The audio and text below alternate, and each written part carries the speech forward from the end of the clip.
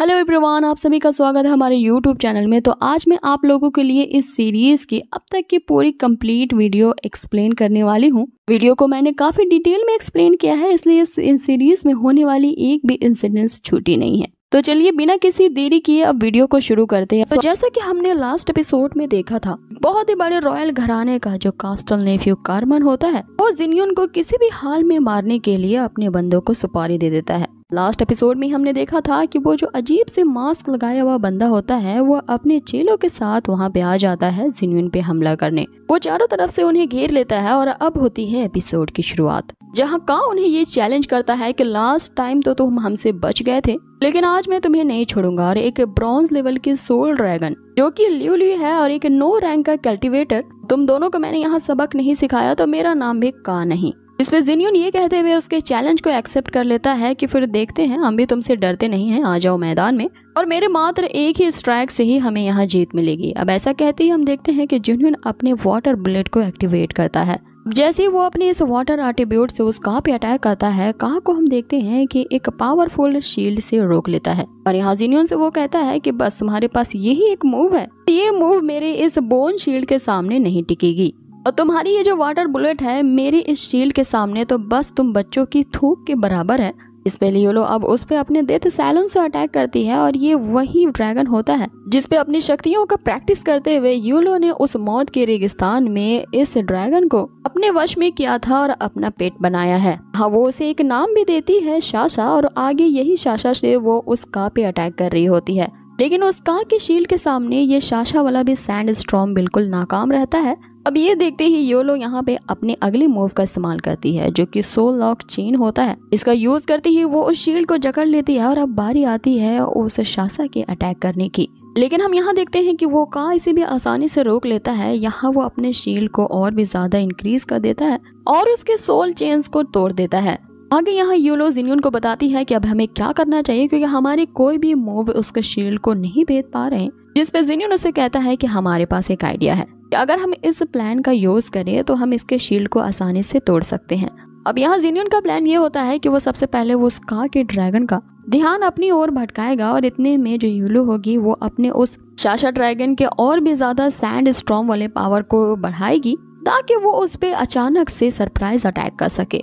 अब जिन्यून के इस प्लान के अकॉर्डिंग वो ऐसा ही करता है, लेकिन हम तभी देखते हैं जैसे ही वो का अपना शील्ड यहाँ ओपन करता है, अब वो चारों तरफ से उस सैंड स्टॉर्म से पूरी तरह से घिर चुका होता है। लेकिन वही दूसरी तरफ ये लोग तो सोच रहे होते हैं कि अब इनकी जीत हुई, लेकिन हम उस का को देखते हैं कि वो उनके इस अटैक को पूरी तरह से पलट देता है। यहाँ पे वो एक ईवल हंसी देते हुए उन्हें बताता है कि तुम लोगों ने क्या सोचा था, मेरा ये ड्रैगन कोई मामूली ड्रैगन है। ये ड्रैगन एक खास प्रकार के बोन से बना है जिसकी पूरी बॉडी बोन्स की है। ये इतना ज्यादा हार्ड मटेरियल है कि इसे इतनी आसानी से तुम टेक डाउन नहीं कर सकते। अब आगे वो इन्हें फायर बोन्स का यूज करता है उन पे अटैक करने के लिए, जिसपे हम जिन्यून के ड्रैगन को देखते हैं कि उसके अटैक्स को आसानी से डॉज कर लेता है। लेकिन तभी का जो होता है वो सडनली यूलो पे अटैक करता है, जिसके अटैक को जिन्यून अपने ऊपर ले लेता है, जिसके कारण उसका ड्रैगन यहाँ पे हर्ट हो जाता है। तो तभी वो का उनसे कहता है कि तुम लोग अब भी अपनी हार मानने के लिए तैयार नहीं हो तो दूसरे राउंड के लिए तैयार हो जाओ। फिर से वो अपने ड्रैगन के हड्डियों को तपती हुई लट्टू के साथ एक्टिवेट करता है और यहाँ पर दूसरी तरफ जिन्यून ये सोच रहा होता है कि आखिर ये बंदा इतना ज्यादा स्ट्रॉन्गर कैसे हो गया, अगर इसी तरह से कंटिन्यू रहा तो हम यहाँ जल्द ही हार जाएंगे। तभी उसे वहाँ पे एक आइडिया आता है और अचानक से सीन यहाँ पे कट होता है। यहाँ हम उस का के बंदों को देखते हैं जो ये सोच रहे होते हैं कि आखिर ऊपर चल क्या रहा है। इसी दौरान हम अडा को देखते हैं अपने चोटों से उड़ने वाले हाथी से मदद मांगता है उसकी रस्सियों को खोलने के लिए। तभी उन बंदों की नजर यहाँ अडा पे पड़ती है और वो उसे मारने लगते हैं। यहाँ पे वो उस हाथी को फुटबॉल समझ के उसे किक भी करते हैं, जिसपे अडा उनसे कहता है कि तुम तो इसके मास्टर को मार रहे हो लेकिन मेरे पेट को यहाँ नहीं मार सकते। अब ऐसा सुनते ही वो उसके बंदे जो होते हैं उसे एक जोरदार किक लगाते हैं, ये कहते हुए कि तुझे भी मारेंगे और तेरा हाथी को भी मारेंगे। आगे वो उससे कहते हैं कि तुम्हारा टीममेट तो काफी ज्यादा इडियट है, अगर वो अपने आप को बचाना चाहता तो कुछ टाइम पहले ही वहाँ से भाग सकता था, लेकिन अब भागने का चांस पूरी तरह से खत्म हो चुका है और अब तुम देखो कि तुम लोगों की समाधि यहीं पे कैसे बनती है। आगे हमें में वापस से फाइटिंग सीन को दिखाया जाता है, जहाँ पे जिनियन फिर से उस पे अपने वाटर बुलेट से अटैक करता है और इस अटैक का जवाब का अपने ड्रैगन के बोन फायर से देता है, जिसपे उसका ड्रैगन लगातार हर्ट तो होता है, लेकिन फिर भी वो अपने इस फायर बुलेट के अटैक को कंटिन्यू रखता है।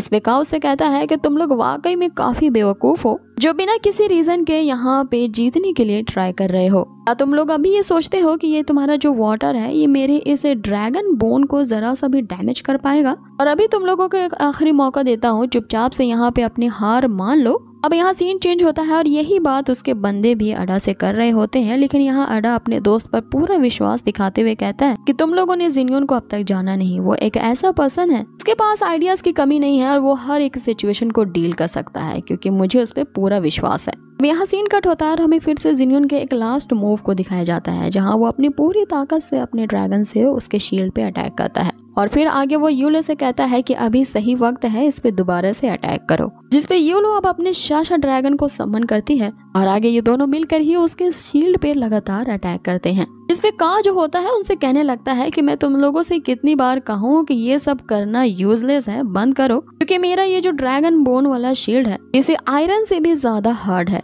अब जैसे वो ये कहता है कि इस पे एक खरोच भी नहीं आ सकती, हम उसके पूरे शील्ड में क्रैक होना देखते हैं। और फिर क्या था, उसकी जो शील्ड होती है जिसपे वो इतना ज्यादा घमंड कर रहा होता है वो तुरंत ही टूट के बिखर जाती है। अब यहाँ यूलो तो काफी खुश हो जाती है और वो जिनियन से कहती है कि तुमने जो कहा था वैसा ही हुआ, इसके तो जो ड्रैगन बोन्स थे वो तो सॉफ्ट हो गए। इस पर उसका को तो कुछ भी नहीं समझ में आ रहा होता है। वो उनसे कहता है कि एक मिनट रुको, तुमने क्या कहा? आखिर तुमने मेरे इस शील्ड को तोड़ा कैसे और एग्जैक्टली किस चीज का यूज किया है? जिसपे जिनियन को ये बताते ही कि तुम ही तो कुछ देर से ये भौंक रहे हो कि ये जो मेरा ड्रैगन है वो बोन से बना है, बोन से बना है। तो फिर क्या था, मैंने अपने एक ऐसे मूव का इस्तेमाल किया जिसका नाम है एसिड वाटर बुलेट। तो फिर मेरे एसिड अटैक के सामने ये जो तुम्हारे बोन है वो किसी पाउडर से कम नहीं।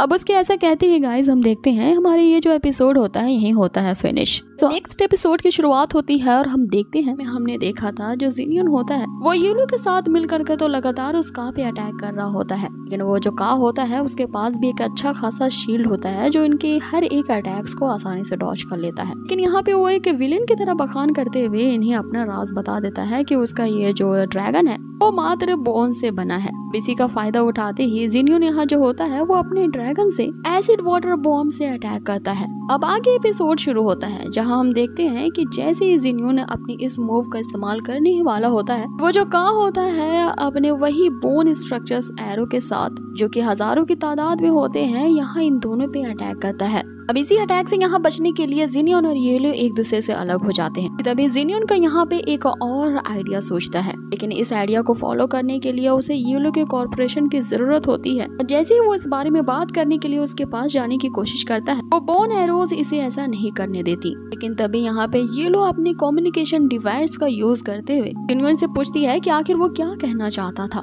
जिसमें जिनियन उसे कहता है कि तुम्हें मेरी बात अब ध्यान से सुननी होगी। हमारे पास एक रास्ता है कि हम इसके बोन ड्रैगन की बॉडी को पूरी तरह से चकनाचूर कर सकते हैं और जो बोन्स होते हैं उसमें कैल्शियम और फास्फोरस पाया जाता है और किसी एसिड से इंटरेक्ट करने के बाद उनके अंदर अलग ही केमिकल रिएक्शन होता है। जिसमें यहाँ यूलो से पूछती है कौन सा रिएक्शन, कैल्शियम, फास्फोरस, मुझे तो कुछ समझ ही नहीं आ रहा। इससे पता चलता है कि यूलो की केमिस्ट्री काफी वीक है। अब आगे बढ़ते हैं जहाँ जिनियन उसे समझाता है कि कोई नहीं, तुम्हें बस इतना करना है कि उस बोन ड्रैगन का ध्यान अपनी ओर अट्रैक्ट कर लो ताकि मैं उसके पास जा सकूं, ताकि नजदीक रेंज से इस पे अपने वाटर बॉम्ब से अटैक कर सकूं। अब ये लोग अपनी प्लानिंग के अकॉर्डिंग ही करते हैं। यहाँ पे हम देखते हैं कि जैसे ही जिनियन अपने वाटर बॉम्ब से उस पे अटैक करता है और इधर ये लोग भी अपने शाशा ड्रैगन का यूज करते हुए उसकी मोबिलिटी को पूरी तरह से रोक देती है और इधर देखते ही देखते उसका जो बोन ड्रैगन होता है वो चूने की तरह चूर हो जाता है। अब जैसे उसका ड्रैगन यहाँ पे डिसअपेयर होता है हम उस का को तेजी से नीचे गिरता देखते हैं, लेकिन तभी जो उसके बंदे होते हैं यहाँ अपने अपने ड्रैगन्स को एक्टिवेट करते ही उस का को बचा लेते हैं। का उन्हें ये ऑर्डर देता है कि अब हमारा यहाँ से भागना ही सही रहेगा। जैसे ये लोग वहाँ से दुम दबा के भागते हैं यहाँ पे जो जिनियन होता है वो चैन की सांस लेता है। अभी यहाँ पे यूलो को ये ख्याल आता है कि उसने अडा को तो बचाया ही नहीं। ये लोग आगे बढ़ते हैं और इधर हम अडा को देखते हैं कि उसका ये जो फ्लाइंग हाथी होता है वो अब भी उसकी मदद कर रहा होता है उन रस्सियों को काटने में। ऐसी उसकी रस्सियां कटती हैं, अडा तो यहाँ पे ऐसा भागता है कि वो ये भी नहीं ख्याल रखता कि वो खाई में जा गिरा है। लेकिन यहाँ पे उसको भी गिरने से बचा लिया जाता है येलो के ड्रैगन के द्वारा। अब यहाँ हम का को देखते हैं जो इस तरह से मात खाने के बावजूद भी बस अब आगे तुम लोग देखो कि मैं तुम्हारे साथ क्या करता हूँ। अब यहाँ सीन कट होता है और अगले सीन में हम जुनियन को देखते हैं जो कि घोड़े गधे सब कुछ बेच करके खर्राटे मार रहा होता है कि तभी येलो उसे जगाती है। वो अपने साथ याना को लाई थी जिसने उसे एक नया ड्रेस दिलवाया था। जुनियन उसे कहता है कि ये तो काफी प्रीटी लग रही है कि तभी येलो से कहती है तो फिर ये लो बिल भरो इसका। और यहाँ जिनियन को तो बिल दे करके बुखार ही छूट जाता है क्योंकि वो ड्रेस काफी एक्सपेंसिव थी, जिसपे जिनियन यहाँ उनसे कहता है कि ये लोग मुझे कंगाल करके ही रहेंगे। अब आगे यहाँ पे जिनियन का सिस्टम ओपन होता है जो उसे एक इम्पोर्टेंट बात बता रहा होता है कैसे उसे अपना अगला मिशन कंप्लीट करना है कि तभी बाहर से येलो के पुकारने की आवाज आती है। यहाँ पे वो बिना जाने के आगे उसके सिस्टम क्या कहने वाली है वो वहाँ से चला जाता है। अब ये लोग एक जगह पे रुकते हैं जहाँ येलो जिनियन को एक लेटर देते हुए कहती है कि अडा ने ये तुम्हें देने को कहा है और वो यहाँ से चला गया है। अब उस लेटर में अडा ने लिखा होता है कि जिनियन हमारा साथ अब यहीं तक का था और कल के बैटल ने मुझे ये एहसास करा दिया है कि हमारी स्ट्रेंथ में काफी ज्यादा डिफरेंस है और मैं तुम लोगों के साथ रहते हुए तुम्हारे लिए बोझ नहीं बनना चाहता, इसलिए मैं यहाँ से जा रहा हूँ। और लास्टली वो लिखता है कि याना बहुत ही ब्यूटीफुल है, तुम्हारी पसंद काफी अच्छी है। अब यहाँ जिनियन ये पढ़ते हुए काफी सैड था लेकिन एक्चुअल में यहाँ वो उसकी स्पेलिंग मिस्टेक के लिए बुरा लग रहा होता उसे कि इस बंदे ने इस लेटर में कितनी सारी स्पेलिंग मिस्टेक्स की हैं। और दूसरी तरफ हम इधर येलो को कहते देखते हैं कि उसने सिर्फ याना को ही ब्यूटीफुल क्यों कहा, क्या मैं सुंदर नहीं हूँ। अब आगे जिनियन उन दोनों से कहता है कि अब हमारी अगली जर्नी दाओलोंग एकेडमी की तरफ होगी क्योंकि ये दाओलोंग एकेडमी इस पूरे कॉन्टिनेंट की मोस्ट ऑथराइज्ड एकेडमी है जो कि शंघाई टाउन में लोकेटेड है और यहाँ का कोई भी ड्रैगन राइडर ऐसा नहीं होगा जिसने उसे दाओलोंग एकेडमी में एडमिशन ना लिया हो। क्योंकि हमने अपने अपने ड्रैगन्स को एक्वायर कर लिए हैं तो अब हमें स्टडी करने के लिए उसी एकेडमी में जाना होगा। अब ये लोग यहाँ पे तैयार हो जाती है लेकिन याना के पास एक ड्रैगन नहीं होता है, जिसपे जिनियन उसे कहता है कि हम सभी जब शंघाई टाउन जाएंगे तो तुम्हारे लिए भी मैं एक ड्रैगन क्रिएटिंग स्टोन दिलवा दूंगा जिससे तुम अपने ड्रैगन को एक्टिवेट कर पाओगी। लेकिन उस दाओलोंग एकेडमी में जाने से पहले एक और ऐसी जगह है जहाँ हमें जाना बहुत जरूरी है। अब यहाँ पे सीन कट होता है और वे तीनों उसी जगह पे पहुँचते हैं और ये जगह किसी मिंगजू नामक बंदे का पुराना घर होता है। अब आगे जिनियन उन्हें बताता है कि हमें अपने ग्रुप में किसी भी हाल में मिंगजू को भी शामिल करना है और मैं अपनी समझदारी और क्लेवरनेस से देखना हम चारों इस कल्टीवेशन वर्ल्ड के पीक पे होंगे। अब ये दोनों तो यहाँ मिंगजू को नहीं जानते, जिसपे यहाँ जिनियन उन्हें बताता है क्योंकि यहाँ जिनियन फ्यूचर से आया होता है तो उसे पता था कि जिस टाइम वो मिंगजू से मिला था वो एक पीकॉक ड्रैगन का ओनर था जो कि उन टॉप 10 मास्टर्स में से 4th रैंक पे आता था, लेकिन अपनी कल्टीवेशन के अर्ली ईयर्स पे वो काफी ज्यादा वीक था। आगे उसने कई सालों तक अपनी कल्टीवेशन की प्रैक्टिस की और एक मास्टर बन गया। मींस कि वो मिंगजू आगे चल के एक ऐसा एब्सोल्यूट प्रैक्टिशनर बनेगा जिसके रियल स्किल्स होंगे। ये सोच के ही जिनियन मन ही मन में मुस्कुराते हुए उसे अपनी टीम में किसी भी हाल में शामिल करना चाहता था। अब यहाँ जिनियन जो होता है इस बात को जोर से कह देता है कि किसी भी हाल में मैं उसे ऐसा ट्रिक करूंगा तो उसे मेरे बोर्ड पे शामिल होना ही पड़ेगा। इसी बात को दूर खड़ा वही मिंगजू सुन लेता है और उसे कहता है कि मैं किसी के बोर्ड में शामिल नहीं होने वाला और कोई मुझे ट्रिक नहीं कर सकता। अब आगे जैसे ही जिनियन मिंगजू के पास जाता है, मिंगजू ऑब्वियसली उसे पहचान नहीं पाता क्योंकि आगे वो फ्यूचर में उससे मिलने वाला था। इसलिए जिनियन यहाँ अपने आप को इंट्रोड्यूस करते हुए कहता है कि वो स्पेशली उसे लेने के लिए आया है। अब यहाँ पे जिनियन और हम येलो को देखते हैं जो कि जम करके उस मिंगजू की तारीफें करते हैं कि मैंने तुम्हारे बारे में काफी कुछ सुन रखा है कि तुम्हारे पास पीकॉक ड्रैगन है और तुम एक प्रैक्टिशनर बनने वाले हो। तो हम सभी उस दाओलोंग एकेडमी की तरफ जा रहे हैं और वहाँ पे एक बहुत बड़ा बैटल ड्रैगन्स होने वाला है जिसमें सभी ड्रैगन्स को समन किया जाएगा और तुम्हारे पास तो इतना अमेजिंग पीकॉक ड्रैगन है तो क्या तुम हमारे साथ नहीं चलना चाहोगे। इन दोनों के इतना इंसिस्ट करने के बावजूद हम मिंगजू को देखते हैं जो सिर्फ एक ही शब्द उनसे कहता है कि मुझे नहीं जाना है, जिसपे जिनियन उसे कहता है कि आखिर तुम्हें क्यों नहीं जाना, क्या तुम सबसे ज्यादा स्ट्रॉन्गेस्ट नहीं बनना चाहते, क्या तुम वाकई में एक रियल मैन हो या नहीं, या ऐसे ही तुम दिखावा करती है इतना वीक होने का। जिसपे मिंगजू उनसे कहता है कि उसकी मजबूरी है कि वो इस विलेज को छोड़ के नहीं जा सकता। तभी वहाँ पे बंदा मिंगजू का नाम चिल्लाते हुए आता है और वो उसे बताता है कि उसकी बहन को किसी ने उठा लिया है क्योंकि मार्केट में वो जो प्रोटेक्शन मनी के नाम पे फीस वसूल करने वाले गुंडे होते हैं वो तुम्हारी सिस्टर्स के साथ बदतमीजी कर रहे हैं। अब ये एपिसोड यहीं पे खत्म हो जाता है, लेकिन मुझे यहाँ लगता है कि वो बंदा भी तो उसकी सिस्टर को बचा सकता था, लेकिन वो उसकी सिस्टर को बचाने के बजाय उसके भाई को ढूंढने आया है कि तुम्हारी बहन को कोई छेड़ रहा है। तो गाइस, इसके नेक्स्ट एपिसोड में हम जानेंगे कि मिंगजो आखिर अपने सिस्टर को कैसे बचाता है, साथ ही यहाँ पे जिन्यून कैसे मनाता है मिंगजो को कि वो उसके साथ उस डायलॉग एकेडमी में चल सके। तो ये सब जानने के लिए बने रहिए हमारे चैनल के साथ। अब यहाँ से अगले एपिसोड की शुरुआत होती है, जहाँ हमें दिखाया जाता है हमें वही गुंडे नजर आते हैं जो कि मिंगजोआन की सिस्टर को हैरेस कर रहे होते हैं। उससे प्रोटेक्शन मनी की डिमांड करते हैं, जिसपे उसकी सिस्टर उसे बताती है कि उसने पिछले माह का ही प्रोटेक्शन मनी दे दिया है। अब उनका जो लीडर होता है वो इस बात को पूरी तरह से नकार जाता है, कहते हुए कि तुम्हारी हिम्मत कैसे हुई हमें उल्टा जवाब देने की। हमने कहा ना कि तुमने कोई मनी नहीं दी है तो नहीं दी है, इसलिए अब तुम्हारी बॉडी का हम यूज करेंगे इसे रीपे करने के लिए। उसी समय यहाँ मिंगजोआन भी आ जाता है और अपनी सिस्टर को प्रोटेक्ट करने के लिए वो अपने पीकॉक ड्रैगन को एक्टिवेट करता है, जिसपे यहाँ येलो जिन्यून से कहती है कि वो अकेला ही इन गुंडों से कैसे फाइट करेगा, हमें इसकी जरूर मदद करनी चाहिए। जिसपे जिन्यून उसे कहता है कि उसके पास पीकॉक ड्रैगन है जो कि अकेले ही 100 लोगों को आसानी से मात दे सकता है, तुम बस देखो और इस फाइट का मजा लो। उसके इतना कहने की देर होती है कि हम उस बड़े गुंडे को देखते हैं कि उसके मात्र एक पंच से ही यहाँ मिंगयुंग ढेर हो जाता है। अब यहाँ सभी गुंडे उस पे हंसने लगते हैं, ये कहते हुए कि वो तो एक क्राई बेबी है जो अपने सिस्टर के पीछे दुबक गया है। कि तभी जिन्यून आता है और अपने एक ही वाटर पंच से उस गुंडे को ऐसा धोता है कि वो ये कहते हुए कि हम तुम्हें देख लेंगे, सभी के सभी वहाँ से दुम दबा के चले जाते हैं। लेकिन हम आगे देखते हैं कि मिंग उन्हें थैंक यू तक तो नहीं कहता। उसके इस रूड बिहेवियर के कारण उसकी जो एल्डर सिस्टर होती है उसे एक जोरदार तमाचा लगाती है, ये कहते हुए कि तुम्हें अपने फ्रेंड्स को आभार प्रकट करना चाहिए। जिसपे यहाँ मिंग उससे कहता है कि ये सब मेरे फ्रेंड्स नहीं है। अब आगे उनकी सिस्टर यहाँ काफी पोलाइटली उनसे थैंक्स भी कहती है और उन्हें अपने यहाँ डिनर पे इनवाइट भी करती है। लेकिन यहाँ मिंगयुन बिल्कुल भी ये नहीं चाहता था कि ये लोग उसके घर आए, लेकिन यहाँ उसकी सिस्टर के एक बार कहती ही मानो सभी के सभी इसी के इनविटेशन के इंतजार में थे। जल्दी से हाँ भरते हुए वो सभी उसके घर पहुंच जाते हैं। अब आगे हम मिंगयुन को देखते हैं जो कि अपने पीकॉक ड्रैगन के पावर को एक्टिवेट करने की कोशिश कर रहा होता है, लेकिन उसके पीकॉक पे जरा भी इफेक्ट नहीं होता और उसका पीकॉक उसे अजीब तरह से देखने लगता है, ये मानो कि वो ये कह रहा था कि तुम आज ये कर पाओगे कि नहीं। इधर दूसरी तरफ मिंगयुन ये परेशान हो रहा होता है सोचते हुए कि वो काफी वीक है और वो अपनी इवन सिस्टर को भी यहाँ प्रोटेक्ट नहीं कर सका। जिसपे जिन्यून यहाँ उसे समझाता है कि तुम अभी अपने बॉटल नेक की कंडीशन में पहुंच चुके हो और अगर इसी प्रोसेस से अगर तुम्हारी प्रैक्टिस जारी रही तो कई साल लग जाएंगे तुम्हें अपने ड्रैगन को एक्टिवेट करने में। इसलिए हमारी मानो तो तुम्हें हमारे साथ उसी डायलॉग एकेडमी में चलना चाहिए ताकि हम साथ मिलकर स्टडी कर सके और अपनी पावर को इम्प्रूव कर सके। जिसमें मिंगयुन उसे ये कहते हुए कि मैं खुद ही अपने आप को स्ट्रॉन्ग कर लूंगा, तुम्हारी मुझे सलाह की कोई जरूरत नहीं। जिसमें यहाँ जिन्यून उसे एक बेट लगाता है कि अगर वो येलो के ड्रैगन को हरा देगा अभी के अभी वे सारे लोग यहाँ से चले जाएंगे और अगर वो ऐसा नहीं कर पाया तो तुम्हें हमारी बात माननी होगी। जिसमें मिंगयुन तो ये बेट को एक्सेप्ट कर लेता है क्योंकि उसे लगता है कि इतनी छोटी सी बच्ची की ड्रैगन तो काफी ज्यादा वीक होगा, ऐसे मैं चुटके में ही हरा दूंगा। लेकिन जैसा कि हमें पता है कि यहाँ जो येलो का ड्रैगन होता है वो एक डेजर्ट ड्रैगन होता है जिसे वो शाशा कह के पुकारती है। जैसे ही वो अपीयर होता है वहाँ पे एक बहुत ही तेज सैंड स्टॉर्म चलने लगता है और वो येलो के ड्रैगन की पावर के आगे उसका पीकॉक ड्रैगन तो फीका पड़ जाता है।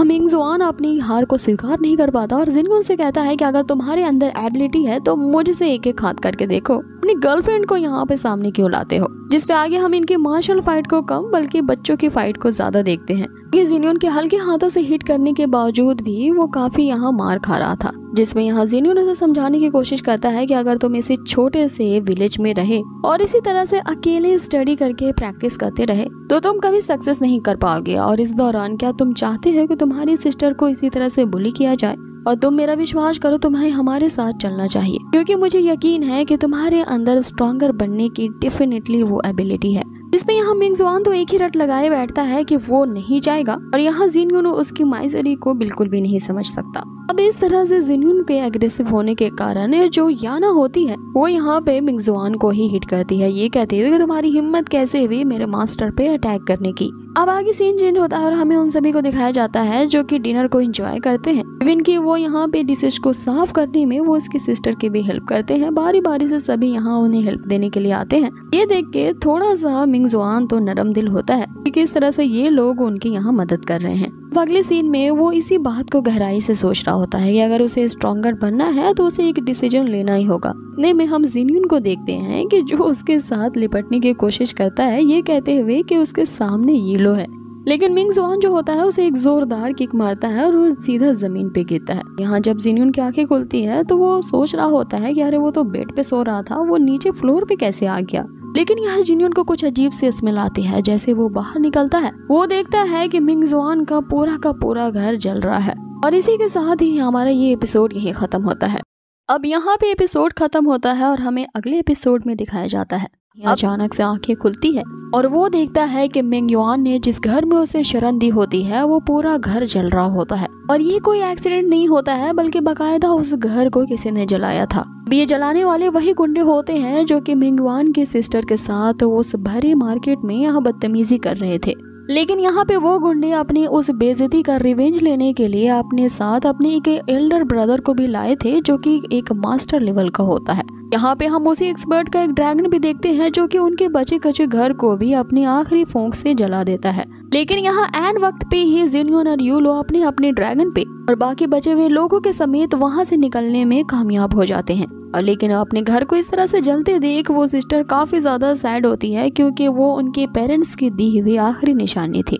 अब जैसे ही वो लोग यहाँ से निकलते हैं, उनका बैड लक ये होता है कि उन गुंडों पे उनकी नजर पड़ जाती है, क्योंकि अब उनके पीछे लग चुके थे। अब यहाँ पे येलो जिन्यून के कहती है कि उसने अपने डेथ सैलून यानी कि उसके ड्रैगन का यूज करके सभी गुंडे को तो आसानी से डिटेक्ट कर लिया जिन्होंने उनके घर को जलाया है। लेकिन उनमें से एक ऐसा बंदा है जो कि अपनी एक्सपर्ट लेवल का है और इस मास्टर की आइडेंटिटी वो लोग डिटेक्ट नहीं कर पा रहे हैं। इसमें जिन्यून उसे ये कहता है कि अभी के लिए सबसे इम्पोर्टेंट ये है कि हमें इस विलेज से निकलना होगा और बाकी का हम लोग बाद में देख लेंगे। लेकिन जैसे ही वो लोग उस विलेज के बॉर्डर को पार करने वाले होते हैं कि वो जो मास्टर लेवल का बंदा होता है एक फॉर्मेशन क्रिएट कर लेता है, जिससे उस एरिया के चारों तरफ एक बैरियर बन जाता है और ये सभी अपने ड्रैगन समेत उसमें ट्रैप हो जाते हैं।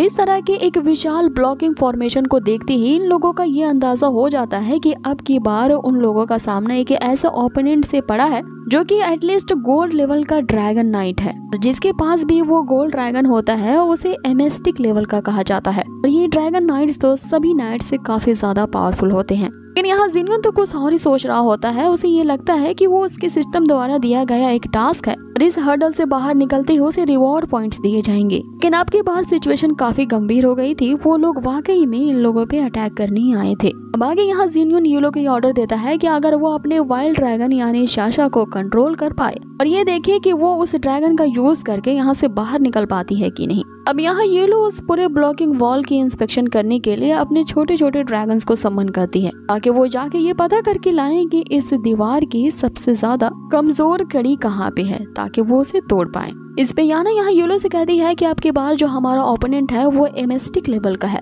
तो क्या तुम्हें डर नहीं लग रहा है। जिस पे येलो यहाँ काफी कॉन्फिडेंट के साथ उसे कहती है कि जब तक जिन्यून उसके साथ है उसे किसी चीज का भी भय नहीं। जिस पे याना उसे कहती है कि अगर ये तुम्हारा बटरफ्लाई ड्रैगन मेरे भार को ज्यादा ना संभाल पाए, तो अगर उस समय तुम्हें लगे कि मेरे मूवमेंट के चलते तुम्हारी इस ड्रैगन की स्पीड स्लो हो रही है और अपनी लाइफ को बचाने के लिए उस डेंजर सिचुएशन में तुम मुझे आगे छोड़ करके बढ़ जाना। इस पे येलो से कहती है कि मुझे अंडरएस्टिमेट मत करना, मैं हूँ तो छोटी लेकिन काफी ज्यादा स्ट्रांग हूँ, इसलिए मैं तुम्हें कभी नहीं छोड़ूंगी और देखना हमें इस ब्लॉकिंग वॉल से बाहर निकलने का रास्ता जरूर मिलेगा।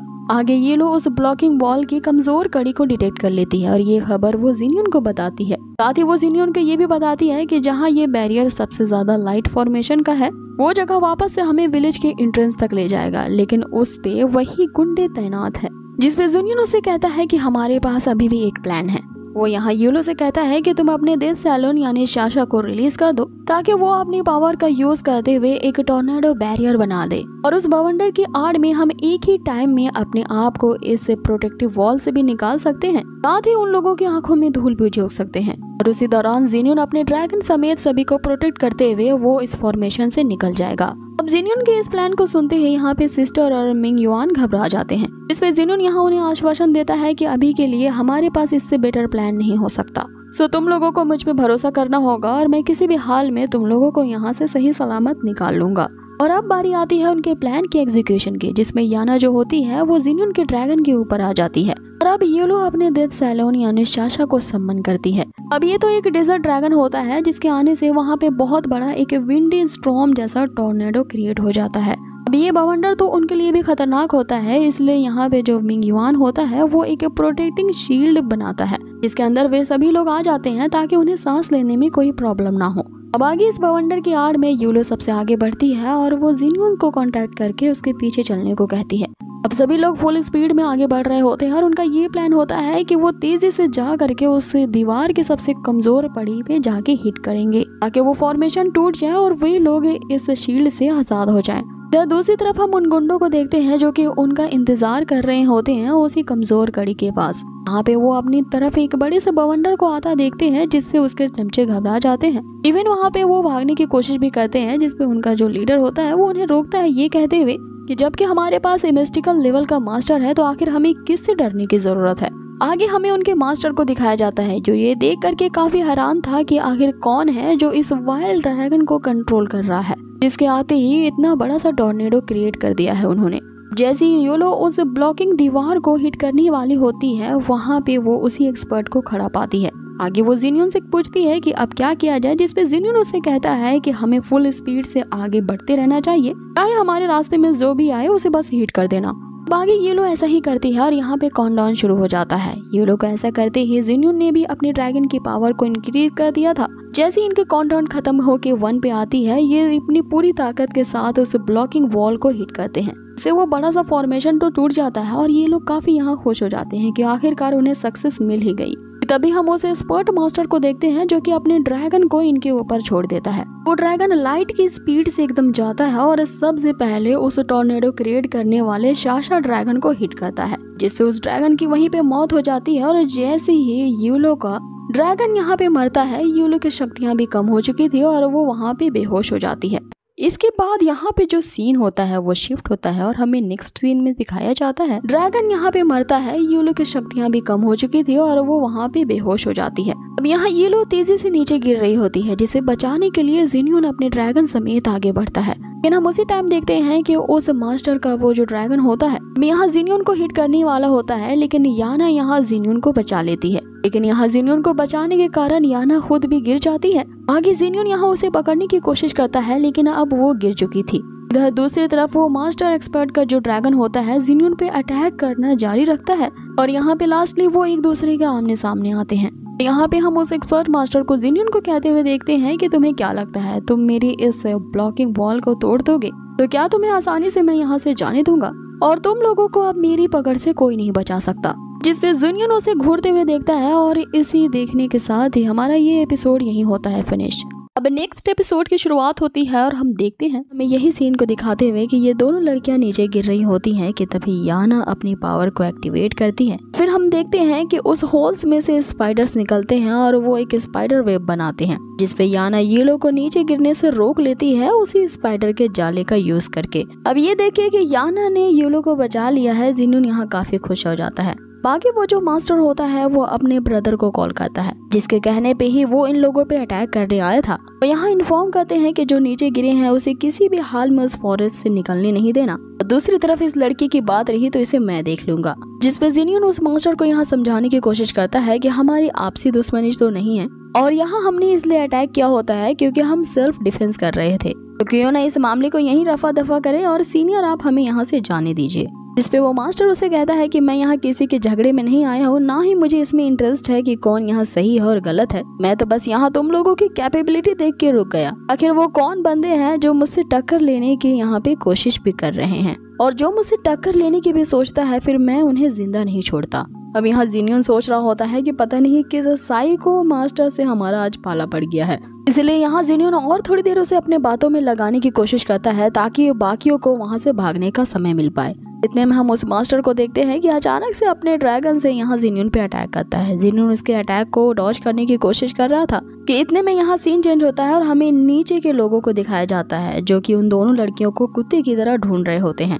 किसी भी हाल में उन्हें येलो को यहाँ पकड़ना था, क्योंकि उनका टारगेट अब वही लड़की होती है जो कि उस ड्रैगन को कंट्रोल कर सकती है। वहीं दूसरी तरफ हम येलो को देखते हैं कि जो उनसे बचते बचाए छुपने की कोशिश कर रही थी। बाकी येलो एक जगह बैठ के अपनी ड्रैगन की पावर को फिर से एक्टिवेट करने की कोशिश करती है, लेकिन हम देखते हैं कि उसकी ड्रैगन पावर पूरी की पूरी एग्जॉस्ट हो चुकी थी, इसलिए वो फिलहाल के लिए अपने ड्रैगन को नहीं बुला सकती थी, क्योंकि उसका ड्रैगन भी अब पूरी तरह से हर्ट हो चुका था तो मास्टर के द्वारा किए गए अटैक से। कि इतने में उनका एक बंदा वहाँ येलो को ढूंढ लेता है और अपने साथियों को बुलाने ही वाला होता है कि वहाँ पे याना आ जाती है और उस बंदे पे अटैक करती है। बाकी के लोग भी इनकी आवाज सुन लेते हैं और यहाँ ये लोग उनका पीछा करने लगते हैं। हाँ, ये दोनों लड़कियां काफी तेजी से भागने की कोशिश करती हैं, लेकिन ये लोग काफी ज्यादा थक चुकी थी, इसलिए वो याना से कहती है कि वो अकेले ही यहाँ से भाग जाए। लेकिन याना उससे कहती है कि ये कभी नहीं हो सकता, अगर वो लोग यहाँ से जाएंगे तो दोनों साथ में जाएंगे। लेकिन आगे जब वो लोग पहुँचते हैं तो उन्हें डेड एंड मिल जाता है। आगे का रास्ता बंद होता है और वो बंदे भी यहाँ पे आ जाते हैं और इन्हें चारों तरफ से घेर लेते हैं।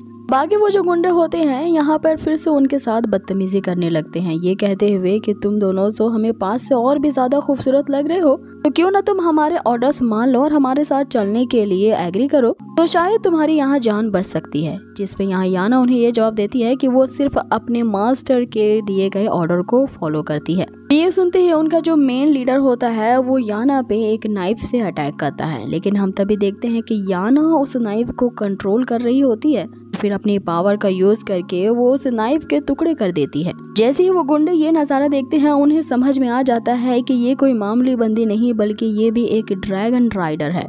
फिर हम देखते हैं कि याना अब अपनी पावर्स को एक्टिवेट करती है। हालांकि याना ने किसी को अब तक बताया नहीं था कि वो भी एक ड्रैगन राइडर है और उसने भी अपने ड्रैगन को एक्टिवेट कर लिया है। यहाँ पे जो उसका ड्रैगन होता है वो काफी यूनिक होता है, वो एक स्पाइडर ड्रैगन होता है और उसके एक्टिवेट होते ही उस स्पाइडर ड्रैगन से निकलने वाली ऑरा इतनी ज्यादा टॉक्सिक होती है कि वो जैसे उन बंदों को टच करती है वो वहीं पे पॉइजन से मर जाते हैं। अब एक एक करके वो उन सबको खत्म कर देती है और आगे बारी आती है उस मेन बंदे की। जैसे वो उसे मॉन्स्टर करके पुकारता है, यहाँ भी याना उससे कहती है कि जिसे तुम मॉन्स्टर कह रहे हो पहले उससे एक बार देख तो लो। यहाँ पे अपेयर होता है याना का स्पाइडर कम एंट के जैसा दिखने वाला ड्रैगन। यहाँ वो जो एंट होती है वो अपने टेंटिकल से देखते हैं कि उस लीडर बंदे को वहीं खत्म कर देती है। गाइस, एपिसोड को देर से लाने का यही रीजन था कि इसकी एक्चुअल जो वेबसाइट है वहाँ पर अब तक इन्होंने नए एपिसोड्स को नहीं अपलोड किया था, लेकिन जैसे एपिसोड्स वहाँ पे लॉन्च होंगे मैं उन्हें तुरंत ही एक्सप्लेन करूंगी, इसलिए बने रहिए हमारे इस चैनल के साथ और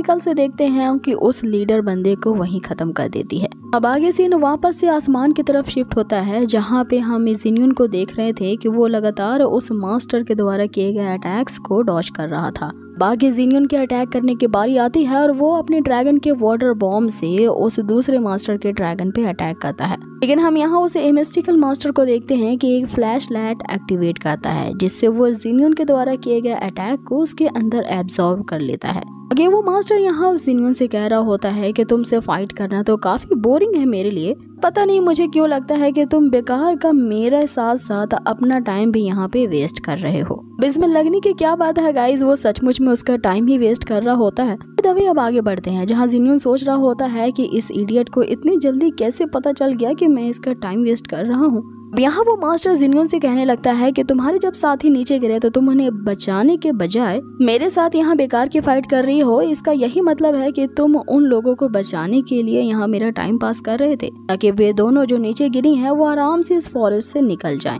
यही तुम्हारा अगर प्लान था तो क्यों ना मैं तुम्हारे इस प्लान को चेंज कर दूं और तुमसे यहाँ फाइट करने के बजाय मैं उन दोनों लड़कियों को पहले मारता हूँ, उसके बाद मैं तुमसे आके फाइट करूंगा। ज़िन्यून उसे चिल्लाते हुए कहता है कि उन्हें हर्ट करने की भी अगर तुमने सोची ना तो मैं तुम्हारा बुरा हश्र करूंगा। इस पे वो मास्टर यहाँ ज़िन्यून से कहता है कि ये हुई ना बात, अब फाइट करने में इंटरेस्ट आएगा, क्योंकि अब मुझे पता चला है कि तुम्हारे लिए वो दोनों जो नीचे गिरी हैं ये ज्यादा अहम रखती हैं। अब जैसे ही ये ज़िन्यून सुनता है वो अपने ड्रैगन के वाटर बॉम्ब से फिर से उस पे अटैक करता है, जिसपे वो मास्टर ये कहता हुआ कि तुमने फिर से अपने वही पुरानी ट्रिक मुझ पे यूज कर रहे हो। जिसपे मास्टर फिर से अपने फ्लैश लाइट को एक्टिवेट करता है और ज़िन्यून के उस अटैक को एब्जॉर्ब कर लेता है। जिसपे वो मास्टर अब ज़िन्यून को चिढ़ाते हुए ये कहता है, क्या तुम्हारे पास बस एक यही मूव है जिसका तुम बार बार यूज कर रहे हो। जिसपे यहाँ ज़िन्यून अब अपनी सबसे पावरफुल मूव का इस्तेमाल करता है, जो कि एक एक्चुअल में स्पेस स्किल होता है।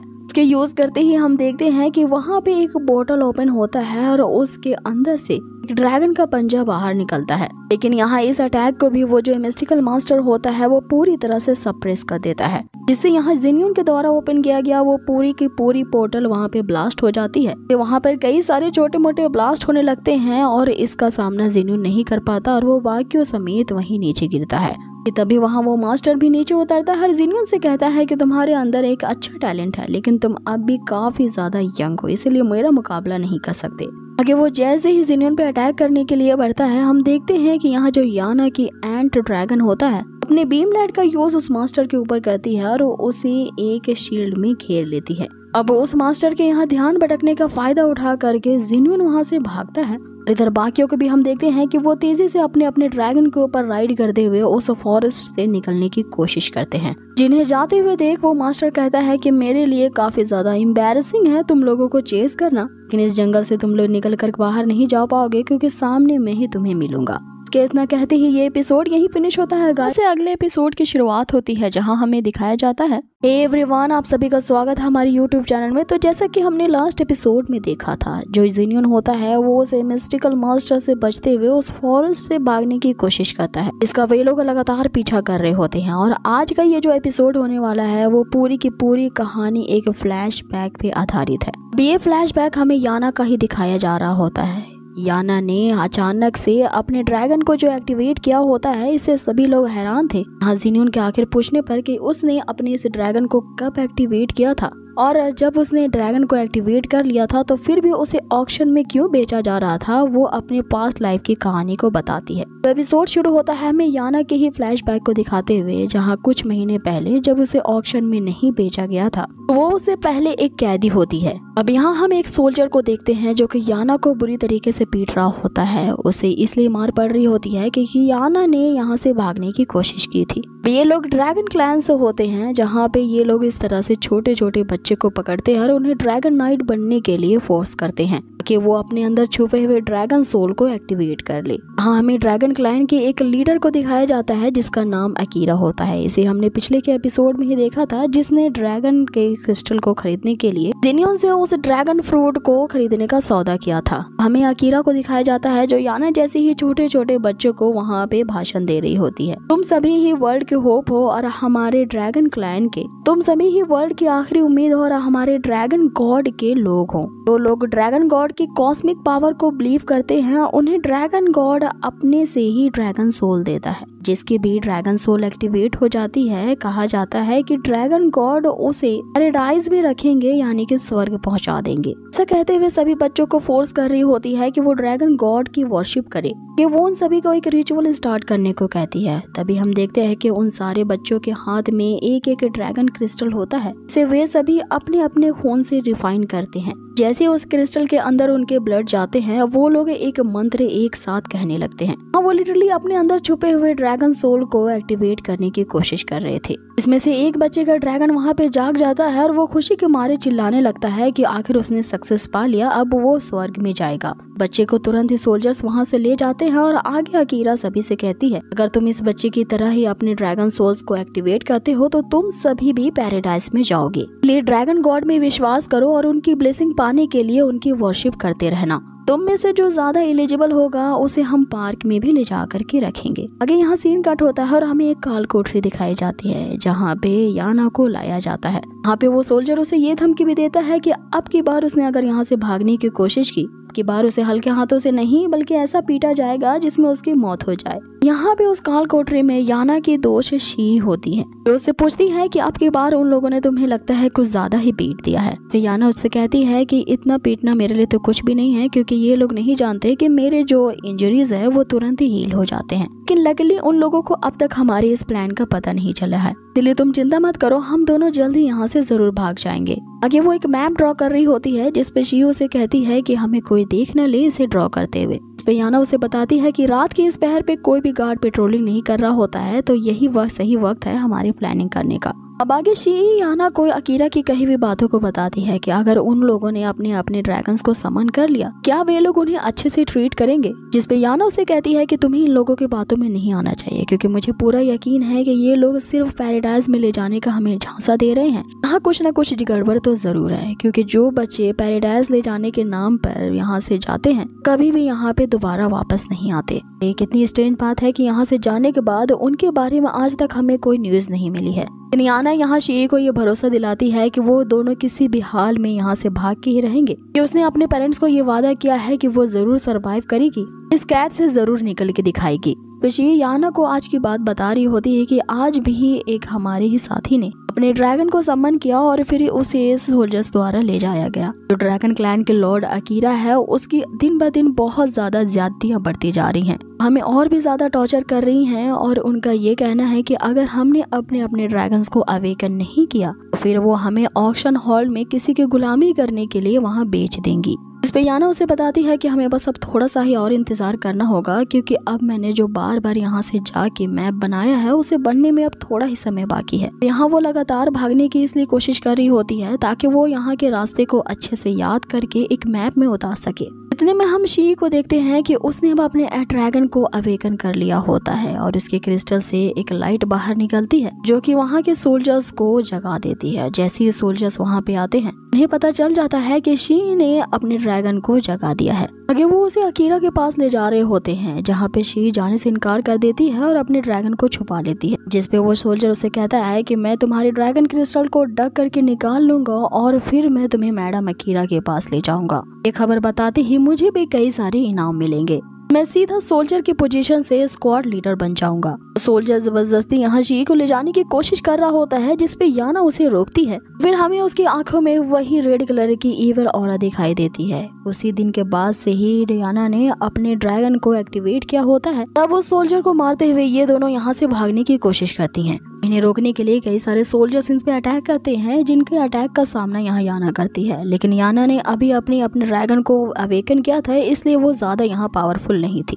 यहाँ हर्ट भी हो जाती है, लेकिन जो शी उसकी फ्रेंड होती है उसे हील करती है अपने पावर से। अब आगे इस सारी बात की खबर अकीरा तक पहुंचती है, जहां उसे पता चलता है कि एक लड़के ने अचानक से अपने ड्रैगन को एक्टिवेट कर लिया है और वो ड्रैगन इतना ज्यादा पावरफुल है, हमारे सभी साथियों को उसने मार दिया है और वो लड़की अपने दोस्त को लेकर के यहाँ से भाग चुकी है। जिस पे अब अकीरा वहाँ पे एक ऐसा पावरफुल फॉर्मेशन क्रिएट करती है जो आसपास के पूरे इलाके में उसकी एनर्जी उस फॉर्मेशन से गिर रही होती है। उस एनर्जी के गिरने से हम देखते हैं कि ये दोनों लड़कियां भी वहाँ पे फंस चुकी थी, जिसके कारण वे लोग जा करके एक गड्ढे में गिरते हैं और जहाँ वे लोग गिरते हैं उस सामने का नजारा देख करके वो लोग सरप्राइज रह जाते हैं, क्योंकि वहाँ पे उन्हीं के जैसे कई बच्चों की लाशें थीं और ये लाशें वही होती हैं जिन बच्चों ने अपने अपने ड्रैगन्स को सम्मन किया होता है। इन्हें देख करके शी पूरी तरह से शॉक रह जाती है और उसे लगता है कि अब वे भी यहाँ नहीं बच पाएंगे, लेकिन फिर भी याना उसे मोटिवेट करते हुए अपने साथ चलने को कहती है। जिस पे शी उसे बताती है कि अब चोट लग चुकी है और वो यहाँ से निकलने की पूरी हिम्मत खो चुकी है,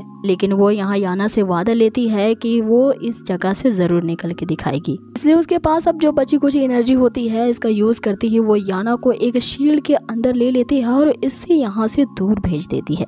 आगे वो उन लाशों के टीले पे चढ़ती है और यहाँ से जोर जोर से चिल्लाने लगती है कि तुम लोग शायद मुझे ढूंढ रहे हो तो मैं यहाँ पे हूँ। अब आगे उसकी आवाज सुन करके अकीरा वहाँ पे पहुँचती है और उससे यही कहती है कि तुम जैसे बच्चे मेरे लिए मात्र कीड़े मकोड़े से कम नहीं हो। यहाँ पे शी चाह रही होती है कि इस अकीरा का ध्यान उसकी दोस्त याना पे ना जाए, इसलिए वो लास्टली उस पे अटैक करने की कोशिश करती है। यहाँ पे जो अकीरा होती है वो अपने एक ही फिंगर फ्लिक से अटैक करती है शी पे और वो वहीं पे मर जाती है। साथ ही दूसरी तरफ हम देखते हैं कि याना भी अब बहुत दूर नहीं निकल पाई थी और बाकी के जो सोल्जर्स होते हैं उसने याना को कैप्चर कर लिया था। यहाँ पे याना को बचाने के लिए शी ने अपनी जान दे दी होती है। इसी बात से काफी ज्यादा याना डिप्रेस हो जाती है। वे वो उसके पास वो सोल्जर्स आते हैं और उसे वही बच्ची समझ रहे होते हैं जिसने अब तक अपने ड्रैगन को सम्मन नहीं किया होता है। वो उसे पकड़ लेते हैं और वापस से उसी काल कोठरी में डाल देते हैं। यहाँ याना अपनी फ्रेंड शी को सॉरी कह रही होती है, क्योंकि उसी के कारण आज वो नहीं रही और अपने प्रॉमिस के मुताबिक वो उसे यहाँ से नहीं निकाल पाई। इसलिए उसने डिसाइड कर लिया होता है कि वो अब अपने ड्रैगन को सम्मन नहीं करेगी, एटलीस्ट तब तक नहीं जब तक उसका ड्रैगन बहुत ज्यादा पावरफुल ना हो जाए। इसलिए याना को अपने ड्रैगन को सम्मन ना करने के लिए उसे उस ऑक्शन में बेच दिया जाता है। इसी के साथ ही ये एपिसोड यही खत्म हो जाता है। यहाँ से अगले एपिसोड की शुरुआत होती है जहाँ हमें दिखाया जाता है, जैसा कि हमने इसके पिछले पार्ट में देखा था, कि याना अपनी पूरी लाइफ की कहानी बताती है। आखिर उन ड्रैगन क्लैन के कैसे बाहर निकलती है जिन लोगों ने उसे उस ऑक्शन में बेच दिया होता है। साथ में हमें ये भी पता चलता है कि याना ने पहले से ही अपनी ड्रैगन्स की शक्तियों को अवेक कर लिया था। अब एपिसोड की शुरुआत होती है जहां हमें दिखाया जाता है कि वे लोग उस मॉन्स्टर्स के द्वारा किए गए अटैक से तो बच जाते हैं और उस फॉरेस्ट से निकलने में भी कामयाब हो जाते हैं। ये वे लोग अपनी जर्नी तय करते हैं जहां उन लोगों को डायलोंग एकेडमी की तरफ जाना होता है। अब काफी लंबी जर्नी तय करने के बाद वे लोग उस डायलोंग एकेडमी की लोकेशन पे पहुंचते हैं, जहां उन्हें पता चलता है कि इस डायलोंग एकेडमी में एडमिशन के लिए उन सभी कैंडिडेट्स को एक एग्जाम के लिए प्रिपेयर होना होगा। अब उस एकेडमी के बताए गए इंस्ट्रक्शन के मुताबिक सारे कैंडिडेट को एक प्राइस पे करनी होगी, जो कि वही ड्रैगन क्रिस्टल होगा। और ये ड्रैगन क्रिस्टल उन्हें सिटोगोरियस वैली से लाना होगा। जो उस वैली से उस ड्रैगन क्रिस्टल को ले आएगा तभी उस कैंडिडेट के यहाँ स्ट्रेंथ को प्रूफ माना जाएगा। अब इसी एग्जामिनेशन के प्रिपरेशन के लिए उन सभी ने एक टेम्परेरी हाउस को रेंट पे लिया होता है और कुछ दिनों के लिए उसी शांघाई सिटी में रहने का डिसाइड करते हैं, जो कि उस पूरे एक्स कॉन्टिनेंट का सबसे बड़ा सिटी होता है। अब आगे वो सभी यहाँ पे रिलैक्स करते हैं, जहाँ पे जिनियर वापस से मिंगजुआन को ये समझाने की कोशिश करता है, अब अपने विलेज से तुम यहाँ पे काफी दूर आ चुके हो, तो क्यों ना इस डायलोंग एकेडमी में जाने के लिए तुम हमारे साथ ही एग्जामिनेशन की प्रिपरेशन करो। इस पे मिंगजुआन बिना कोई जवाब दिए उसे चला जाता है और आगे हम देखते हैं कि वो नूडल्स को बनाने की प्रिपरेशन करने लगता है। यहाँ पे जिनियन के पूछने पर मिंगजुआन उसे बताता है कि उसकी सिस्टर का बर्थडे है, इसीलिए वो उसे सरप्राइज देना चाहता है। इस पे जिनियन भी यहाँ उसकी मदद करने को डिसाइड करता है, ये कहते हुए कि वो इस सरप्राइज को रिवील नहीं करेगा किसी भी थर्ड पार्टी को। जैसे ही वो ये कहता है, वहाँ येलो के साथ याना भी आ जाती है, जो इनके सरप्राइज को अब जान चुकी होती है। इसलिए अब ये सभी लोग ये डिसाइड करते हैं कि येलो जो होगी वो इसकी सिस्टर को ले करके मार्केट जाएगी, ताकि उन लोगों को काफी टाइम मिल जाए उस सरप्राइज को ऑर्गेनाइज करने का। वे लोग अब अपने प्लान के अकॉर्डिंग ही करते हैं, जहाँ पे हम येलो को देखते हैं कि अब सिस्टर को ले जा चुकी होती है मार्केट की तरफ। और इधर बाकी के लोग जो किचन में बचते हैं वो यहाँ पे खाना बनाने की तैयारी में जुट जाते हैं। उनके रिवाज के हिसाब से बर्थडे के दिन एक बहुत ही लंबे प्रकार के नूडल्स को बनाया जाता है, क्योंकि उनका मानना होता है कि जिनका भी बर्थडे होता है, अगर वो इस नूडल्स को खाएंगे उनकी भी इसी नूडल्स की तरह लंबी जिंदगी होगी। दबे अब आगे बढ़ते हैं, जहाँ जिनियन अपने पूरी कुकिंग स्किल्स को दिखा रहा होता है और यहाँ कुकिंग स्टार्ट करने से पहले यहाँ काफी लंबा चौड़ा भाषण देता है कि वो ये कर सकता है, वो कर सकता है, लेकिन जब खाना बनाने की बारी आती है तो उससे एक स्प्रिंग ऑनियन भी नहीं कट पाता। अब वो याना की मदद मांगता है कि वो सारे इस कटिंग वटिंग के काम को वो कर ले। अब ये लोग इधर इतनी गड़बड़ी कर रहे होते हैं कि तभी यहाँ सीन शिफ्ट होता है येलो की तरफ, जहाँ पे हम देखते हैं कि सिस्टर ने अब सारी शॉपिंग कर ली होती है और वो घर आने के लिए तैयार थी। इस पे याना उसे रोकते हुए कहती है कि उसे और भी सारी चीजें ले ली हैं। यहाँ पे सिस्टर उससे पूछती है क्या वो डायलॉग एकेडमी के बारे में कुछ जानती है। इस पे यहाँ येलो उसे बताने शुरू करती है कि इस डायलॉग एकेडमी की काफी सारी प्राचीन कहानियां हैं। कहानियों में से मैं एक प्राचीन कथा आपको सुनाती हूँ। ये एक बार की बात है बहुत पुराने समय में।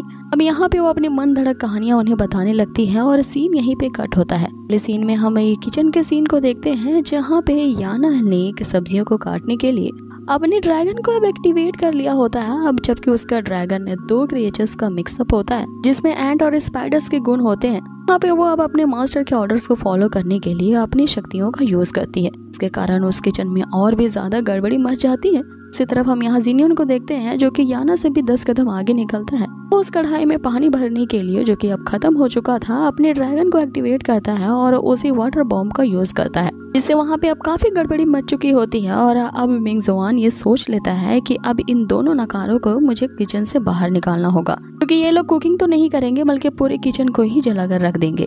अब आगे इधर हम मिंगजुआन को देखते हैं, जो कि अब एक प्रोफेशनल शेफ की तरह सारे काम खुद करता है। अब वो नूडल्स को बनाने के साथ साथ पूरी चॉपिंग भी वही करता है। साथ ही काफी ट्रेडिशनल तरीके से वो उन नूडल्स को भी उबाल रहा होता है। आगे जब वो लीड ओपन करता है तो यहाँ ये दोनों नकारे भी आ जाते हैं, ये देखने के लिए कि आखिर इसने क्या बड़ी डिश बनाई है। उस कढ़ाई में से हमें एक तेज रोशनी निकलती हुई दिखती है, जिसका मतलब यही है कि मिंगजुआन ने अपने कुकिंग स्किल का इस्तेमाल करते हुए काफी कमाल की डिश बना दी होती है। आगे मिंगजुआन की सिस्टर भी उसी वक्त पर वहाँ पर पहुँचती है और ये लोग सभी उनको सरप्राइज देते हैं। भी लोग उन्हें बर्थडे विश करते हैं और फिर सभी लोग एक साथ मिलकर के उस डिनर को एंजॉय करते हैं। यहाँ पे मिंगजॉन जो होता है वो काफी ज्यादा इमोशनल हो जाता है, क्योंकि उसकी सिस्टर उसे बताती है कि मेरी रिस्पॉन्सिबिलिटी तुम पे है, इसका मतलब ये नहीं है कि तुम्हें आगे के हायर प्लेसेस पे अपने आप को इम्प्रूव नहीं करना है, तो तुम्हें उस डायलॉग एकेडमी में जरूर जाना चाहिए। तुम्हारी सिस्टर अब इतनी भी ज्यादा बेबस नहीं है कि तुम्हारी रिस्पॉन्सिबिलिटीज वो नहीं उठा सकती, इसीलिए तुम्हें उस एग्जामिनेशन की प्रिपरेशन करनी चाहिए और मैं तुम्हें इसके लिए सपोर्ट करूंगी। यहाँ हमें उनकी काफी अच्छी फैमिली बॉन्डिंग को दिखाया जाता है, जहाँ सभी लोग मिलकर मिंगजॉन की काफी खिल्ली उड़ाते हैं कि वो इतनी सी बात पे यहाँ बच्चों की तरह रो रहा है। बाकी यहाँ सीन कट होता है और हमें एक मिस्टीरियस बंदे को दिखाया जाता है जो कि अपनी अजीब सी सवारी पे राइड होके आया था। हाँ, हमें उस बंदे का चेहरा तो नहीं दिखाया जाता, लेकिन उसके आगमन से ये पूरा साफ पता चलता है वो किसी खास तरह के ट्रेजर जिसका नाम ब्लू सी है उसकी तलाश कर रहा होता है। इसे ढूंढने का काम ही उसने कार्मन को दिया होता है, साथ ही वो 9th ग्रेड के ड्रैगन क्रिएशन स्टोन्स को भी ढूंढ रहा होता है, लेकिन कार्मन ने इन दोनों चीजों को ही अपने बॉस को देने में नाकाम रहा था। इसीलिए वो जो मिस्टीरियस बंदा जो कि उनका बॉस होता है वो उसे फटकार रहा होता है। मैंने उन चीजों को ढूंढने के लिए तुम्हें काफी बार लास्ट चांस दिया है, लास्ट चांस कहते हुए तुमने कई बार मेरे टाइम को इसी तरह बर्बाद किया है, तो अब मैं बस तुम्हें एक अंतिम मौका दे रहा हूँ, और अगर वो दोनों ट्रेजर्स तुमने अब की बार मेरे हवाले नहीं किए तो फिर मैं तुम दोनों निकम्मों को वहीं पे खत्म करवा दूंगा, क्योंकि मुझे वेस्ट को अपने साथ रखने की कोई आदत नहीं है। यहाँ कार्मन के साथ वही का होता है और ये दोनों मिलकर ही जिनियन से ही ये दोनों चीजें लेने की बार बार कोशिश कर रहे होते हैं, लेकिन नाकाम रहते हैं। और दो जिन मिस्टीरियस ट्रेजर्स के बारे में ये बॉस उनसे डिमांड कर रहा होता है, ये दोनों ही ट्रेजर्स जिनियन के पास ही होती हैं। कि वो जो मिस्टीरियस बॉस होता है इन दोनों को लास्ट वार्निंग देते हुए वहां से चला जाता है कि मेरा जो सब्र है उसका इम्तिहान मत लो, क्योंकि अगर वो सब्र का बांध टूटता है तो बाढ़ सबसे पहले तुम्हें दोनों को ही डुबाएगी। उसकी इस वार्निंग से कहा तो यहाँ बहुत बुरी तरीके से डर जाता है, लेकिन ये दोनों ही कुछ सोचते हुए वहाँ से चले जाते हैं। आगे कार्मन जो है उन दो ट्रेजर्स को पाने के लिए आगे किस तरह की कॉन्स्पिरेसी करेगा, तो ब्लू सी और वो 9th ग्रेड का क्रिस्टल क्रिएटिंग स्टोन्स आखिर वो जिनियन से कैसे ले पाएगा, ये हम जानेंगे इसके नेक्स्ट एपिसोड्स में। अब नेक्स्ट एपिसोड की शुरुआत होती है और हम देखते हैं जिनियन के साथ वे तीनों भी अब डायलॉग एकेडमी आ चुके थे। यहाँ पे उन्हें एडमिशन लेना है, तो एज अ एंट्री फीस उन सभी को एक एक ड्रैगन क्रिस्टल्स देने होंगे। ये एक खास तरह के ड्रैगन क्रिस्टल्स होते हैं जो कि जायलॉन्ग माउंटेन पे ही पाए जाते हैं। अब एपिसोड की शुरुआत होती है जहाँ हम देखते हैं कि जिनियन उन सभी को जायलॉन्ग माउंटेन पे ला चुका था। यहाँ पे वो उन सभी को उस ड्रैगन क्रिस्टल्स के बारे में बताने लगता है कि इस माउंटेन के सबसे चोटी पे तुम्हें कुछ तलवारें दिख रही होंगी। इन्हें एक खास तरह के ड्रैगन स्टेरोसोर के क्रिस्टल से रिफाइन किया जाता है। स्टेरोसोर तो शाकाहारी होते हैं, लेकिन इनके अटैक और डिफेंस करने की काफी ज्यादा पावर होती है। उन्हीं के ड्रैगन क्रिस्टल से इन शॉर्ट्स को रिफाइन किया गया है और हमें उन ड्रैगन क्रिस्टल्स के लिए इस इंपीरियल स्टेरोसोर्स को पकड़ना होगा। आगे वो उन्हें इसके बारे में बताना शुरू करता है कि ये स्टेरोसोर जो होते हैं वो काफी फ्लेक्सिबल होते हैं और इस स्ट्रेट लाइन में काफी फास्ट मूव करते हैं। ये 4 अलग अलग रंगों में आते हैं, जिनमें व्हाइट, रेड और पर्पल और गोल्ड होते हैं। इनमें सबसे ज्यादा वीक व्हाइट वाला शॉट होता है और सबसे ज्यादा स्ट्रॉन्गेस्ट वो गोल्डन वाला होता है। इसीलिए वो आज इन सबको यहाँ पे माउंटेन पे लाया है ताकि वो एक व्हाइट इंपीरियल स्टेरोसोर को हंट करके दिखाए, क्योंकि आज उन्हें अपने पहले दिन के प्रैक्टिस के लिए सबसे वीक वाले स्टेरोसोर को कैच करके दिखाना है। अब इतनी सारी इन्फॉर्मेशन सुनते ही जो मिंगजॉन होता है वो जिनियन से पूछ पड़ता है कि आखिर तुम्हें इन सारी चीजों के बारे में कैसे पता है, तुम कहाँ से आए हो। यहाँ ऑब्वियस सी बात है कि जिनियन तो फ्यूचर से आया होता है, इसीलिए उसे इन सब के बारे में सारी जानकारी होती है। यहाँ जो दोनों लड़कियां होती हैं वो जिनियन को यहाँ सपोर्ट करती है कि अगर हम जिनियन के बताए हुए रास्ते पे चले तो सक्सेस हम जरूर पालेंगे। इससे पहले कि मिंगजॉन यहाँ पे कुछ कह पाता, याना जो होती है वो उससे कहती है कि अगर तुमने मेरे मास्टर के बारे में एक और शब्द भी कहा तो मैं तुम पे यहीं अटैक कर दूंगी। अब यहाँ जिनियन उन सबको आपस में लड़ने से रोकता है और उन्हें उस व्हाइट वाले इंपीरियल स्टेरोसोर को पकड़ने के लिए एक डिमोन्स्ट्रेशन करके बताता है। लेकिन जैसे ही वो उस व्हाइट वाले स्टेरोसोर को पकड़ने के लिए आगे बढ़ता है वो एक्चुअल में काफी डरा होता है, इसलिए उसने जानबूझ करके सबसे वीक वाले स्टेरोसोर को चूज किया होता है। आगे हम देखते हैं कि जैसे ही जिनियन अपने ड्रैगन पे सवार होके उस व्हाइट वाले स्टेगोसोर को कैच करने के लिए आगे बढ़ता है, हम देखते हैं कि वो जो शॉट होती है वो तेजी से मूव करती है। लेकिन जैसे जिनियन उसे कैच करने के लिए आगे बढ़ता है, दूसरी तरफ से वहाँ अनगिनत शॉट्स आ जाती हैं जो जिनियन पे अटैक करने के लिए तेजी से उसके पीछे जाती हैं। यहाँ जिनियन उनसे बचता हुआ अपने दोस्तों से हेल्प मांग रहा होता है अपने हाथों को वेव करते हुए, लेकिन यहाँ ये जो येलू होती है उसे लगता है कि जिनियन कितना ज्यादा अमेजिंग है जो इस तरह की सिचुएशन में भी यहाँ पे सभी को हाई कर रहा है।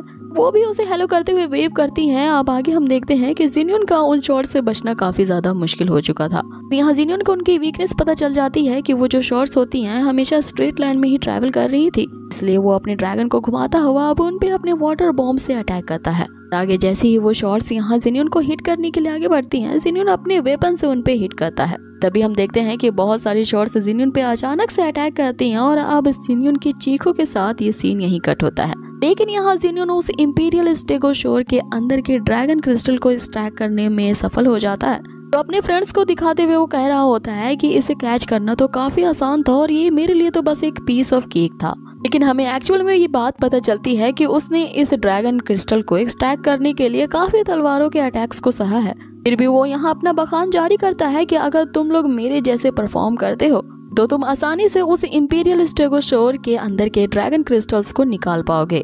ये सिर्फ डिपेंड करता है तुम्हारी परफॉर्मेंस पे, लेकिन फिर भी तुम लोग डरो मत, मैं तुम्हारा साथ दूंगा इसमें।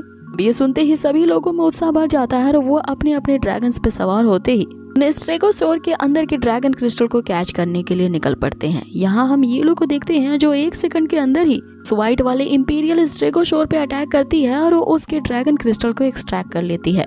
इसे देख के जिन्यून यहाँ हैरान रह जाता है कि एक ड्रैगन क्रिस्टल को निकालने में इतनी ज्यादा मुझे मेहनत करनी पड़ी और येलो ने तो मात्र 1 सेकंड के अंदर ही इसे निकाल लिया। लेकिन हम तभी देखते हैं कि वो जो पर्पल वाला स्टेगोसोर होता है, जो कि अपने सेकंड लेवल का बेस्ट स्टेगोसोर होता है, वो यहाँ पे येलो पे अटैक करने के लिए आगे बढ़ता है।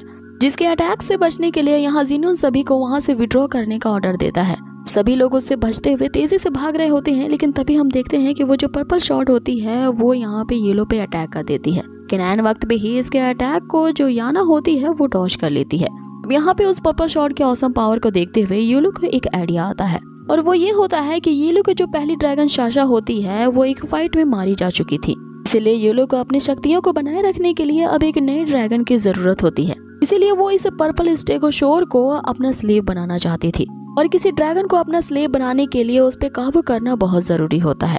अब चूंकि ये जो पर्पल वाला स्टेगोसोर होता है वो अपनी ड्रैगन फैमिलीज में से टॉप 10 स्ट्रॉन्गेस्ट में आता है, इसीलिए येलो उसे कैप्चर करना चाहती थी। लेकिन येलो के यहाँ ये प्रॉब्लम होती है कि वो शॉट काफी ज्यादा यहाँ पर पावरफुल होती है, इसीलिए उसे अपने वश में कर पाना काफी डिफिकल्ट था।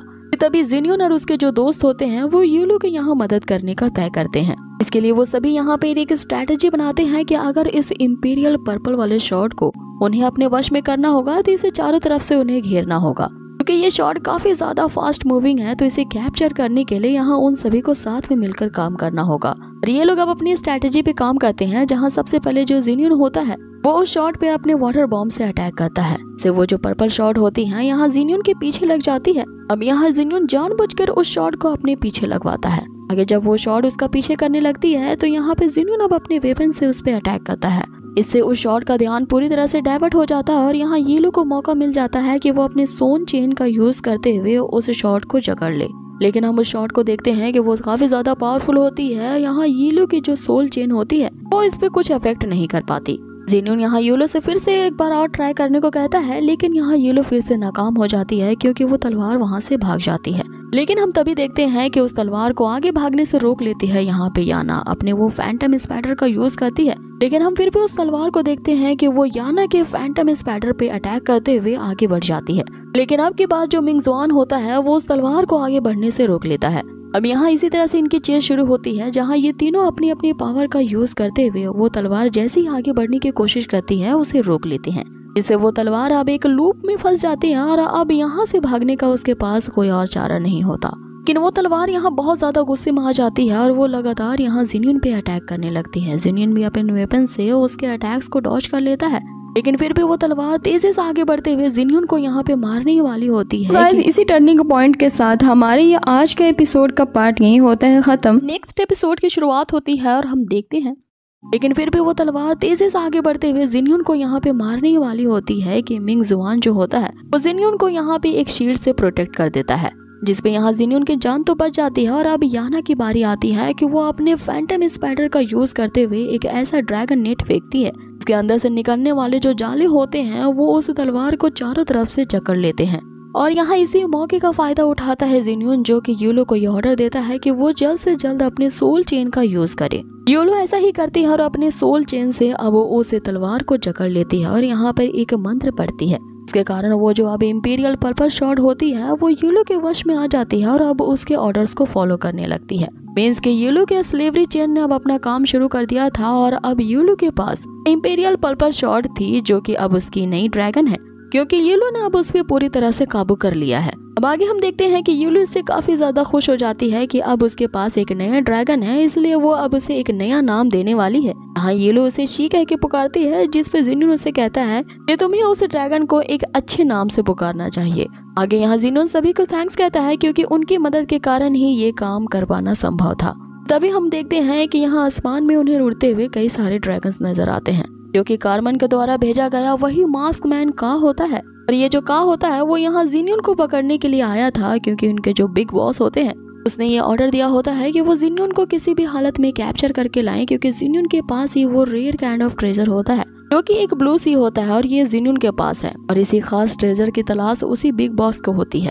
इससे पहले कि हम जान पाते हैं कि उस ट्रेजर में ऐसा क्या होता है और ये लोग उसकी क्यों तलाश कर रहे हैं, इस एपिसोड को यहीं खत्म कर दिया जाता है। इस एपिसोड की शुरुआत होती है और हम देखते हैं हे एवरीवन, तो जैसा कि हमने लास्ट एपिसोड में देखा था कि उन चारों को डायलॉग एकेडमी में एडमिशन लेने के लिए एक स्प्रिट शॉट की जरूरत होती है। और उन्हें स्प्रिट शॉट्स की हंटिंग के लिए जिन्यून उन सभी को माउंटेन के टॉप पे ले जाता है, जहाँ पे उनका सामना यहाँ जिन्यून के काफी पुराने दुश्मन का के साथ होता है, जो कि अब की बार एक अलग ही बाड़ी के टट्टू अपने साथ लाया था। एपिसोड की शुरुआत होती है और हमें कार्मन को दिखाया जाता है, जो उनमें से एक ग्रुप को ये ऑर्डर देता है कि वो जल्द से जल्द इन सभी को मार डाले, ताकि जिन्यून के पास वो जो कीमती ट्रेजर्स है जिससे ढूंढने के लिए वो काफी दिनों से जिन्यून के पीछे पड़ा है। और ये कार्मन के ही बिग बॉस का आदेश होता है और उसी को लाने के लिए ये सभी यहाँ पे जिन्यून के पीछे पड़े होते हैं।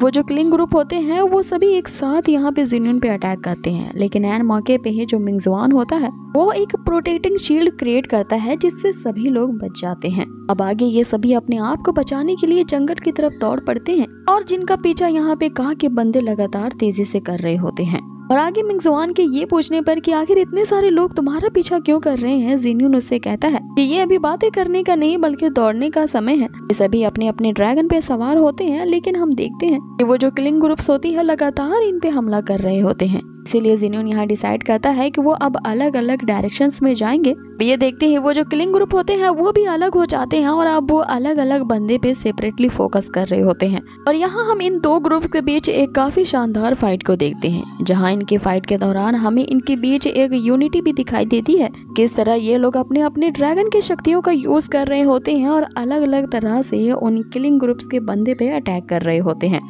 सबसे पहले यहाँ येलो को दिखाया जाता है, जो कि अपने सोल चेन का इस्तेमाल करती है और अपने ओपोनेंट को 1 सेकंड के अंदर ही मार डालती है। अब अगली बारी यहाँ पे याना की होती है, जो कि अपने फैंटम स्पाइडर के पावर का यूज करती है। और वे जो बंदे जो लगातार अटैक कर रहे होते हैं मिंगजुआन पे, उनसे बचने के लिए मिंगजुआन एक प्रोटेक्टिव शील्ड क्रिएट कर देता है, लेकिन वो शील्ड को अब ज्यादा देर तक होल्ड नहीं कर पाता, इसीलिए उसकी मदद यहाँ पे याना करने के लिए आती है। आगे हम यहाँ पे याना के बहुत सारे क्लोन फैंटम रोबोट्स को देखते हैं, जो कि लगातार अपने ओपोनेंट पे हिट कर रहे होते हैं। इस पे उसका ओपोनेंट जो होता है वो उन स्पाइडर्स के अटैक से बचने के लिए यहाँ पे ये डिसाइड करता है कि वो सबसे पहले उस क्लोन में से असली वाले को ढूंढेगा, तभी याना के अटैक को वे लोग यहाँ पे बंद कर सकते हैं। ऐसा करने के लिए वे बंदे एक एक करके याना के फैंटम क्लोन स्पाइडर्स को मारने लगते हैं, जिसपे वो सारे क्लोन स्पाइडर्स तो वहाँ पे मारे जाते हैं, लेकिन वो जमीन में एक ऐसा स्पाइडर वेब क्रिएट करते हैं जो सीधा उसके ओपोनेंट्स को ही जकड़ लेते हैं। अब यहाँ पे का ये देखता है कि अब उसके सारे बंदे तो एक एक करके मारे जा चुके हैं, इसलिए अब मैदान में उसे खुद ही उतरना होगा। ये वो उनसे फाइट करने के लिए कार्मन की परमिशन मांगता है, जिसपे कार्मन उनसे कहता है कि अगर इस बार तुम फेल हुए तो याद रखना तुम उनके अटैक से नहीं बल्कि मेरे हाथों ही मारे जाओगे। कि हमें मिंगजुआन का वो पीकॉक ड्रैगन भी दिखाया जाता है, जो इतना बड़ा वहाँ पे कांड तो नहीं करता, लेकिन वो इस तरह से अपने ओपोनेंट को डरा के भगाता है, वो दोबारा उन पे अटैक करने के लिए वापस नहीं आते। वहाँ पे एक बंदा जो बच जाता है वो आखिर कैसे बचा रह जाता है, जिन्यून उसे घेर लेता है और उस पे वाटर बॉम्ब से ऐसा अटैक करता है कि उसके ढेर होते ही यहाँ ये चारों काफी खुश हो जाते हैं कि उन्होंने अपने दुश्मन को यहाँ पे हरा दिया। लेकिन इतने में उन पे फिर से अटैक होता है किसी ड्रैगन बोन द्वारा, जिस अटैक को यहाँ पे ज़ुनियन अपने एक खास वेपन से रोक लेता है। एक खास वेपन वही होती है जिसे ढूंढने का काम उसके सिस्टम ने उसे दिया था। अब आगे इस अटैक को करने वाला और कोई नहीं बल्कि का ही होता है, जो उनसे कहता है कि मेरे होते हुए तुम सभी यहाँ से बच के तो आसानी से नहीं जा सकते। जिसपे ज़ुनियन उसे कहता है कि लगता है कि पिछली बार जैसे हमने तुम्हें हराया था, उस हार को लगता है तुम भूले नहीं हो और फिर से हार का मजा चखने के लिए हमारे सामने इस तरह प्रकट हो चुके हो। अब ये सुनते ही का पूरी तरह से बौखला जाता है और उन्हें चैलेंज करता है कि वो उन्हें डिस्ट्रॉय करके ही रहेगा। इसके लिए वो एक बहुत बड़ा बोन ड्रैगन का फॉर्मेशन क्रिएट करता है। अब ये फॉर्मेशन पिछले फॉर्मेशन की तरह नहीं होता है, ये काफी बड़ा होता है आकार में और ज़ुनियन के लगातार अटैक करने के बावजूद उस फॉर्मेशन पे कुछ भी इफेक्ट नहीं होता। आगे यहाँ जो ज़ुनियन का दोस्त होते हैं वो बारी बारी से अपने ड्रैगन की पावर का यूज करते हैं और उसके फॉर्मेशन पे अटैक करने की कोशिश करते हैं, लेकिन इनकी पावर्स का भी उस फॉर्मेशन पे कुछ इफेक्ट नहीं होता।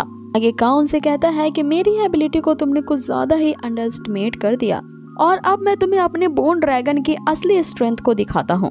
आगे हम कुछ बोन्स को आपस में इकट्ठा होते देखते हैं और जिससे एक अलग ही वेपन वहाँ पे तैयार हो जाता है। वो वेपन तेजी से घूमता हुआ इनकी तरफ बढ़ता है अटैक करने को। तभी हम देखते हैं मिंगजुआन को, वो फिर से एक शील्ड क्रिएट करता है और उस वेपन के अटैक से बचाने की कोशिश करता है, लेकिन वो शील्ड को ज्यादा देर तक होल्ड नहीं कर पाता। आगे हम उस वेपन को देखते हैं, उसके शील्ड को वो डिस्ट्रॉय कर देती है, जिसके अचानक लगे झटके से सभी लोग अपने अपने ड्रैगन से नीचे गिर जाते हैं। वहीं अब हम ज़ुनियन को देखते हैं कि अब वो अपने दोस्तों की ये हालत देख के उसे रहा नहीं जाता और अब वो अपने ड्रैगन के पंचों से स्का के फॉर्मेशन को ऐसा भेदता है कि वो वहीं डिस्ट्रॉय हो जाता है। आगे वो स्का का भी फॉर्मेशन टूटता है और यहाँ ज़ुनियन अपने उसी वेपन से उस पे अटैक करता है। इससे वो का तो बच जाता है, लेकिन उसके दूसरे साथी को वो मार गिराता है। अब आगे उसके पास मात्र उसके 2 ही बंदे बचे होते हैं और यहाँ पे का को हमें एक ऐसा फॉर्मेशन क्रिएट करते देखते हैं से लगातार हजारों की संख्या में वहाँ पे एनर्जी वेव निकलती है और वो ज़ुनियन पे अटैक करने के लिए आगे बढ़ती हैं।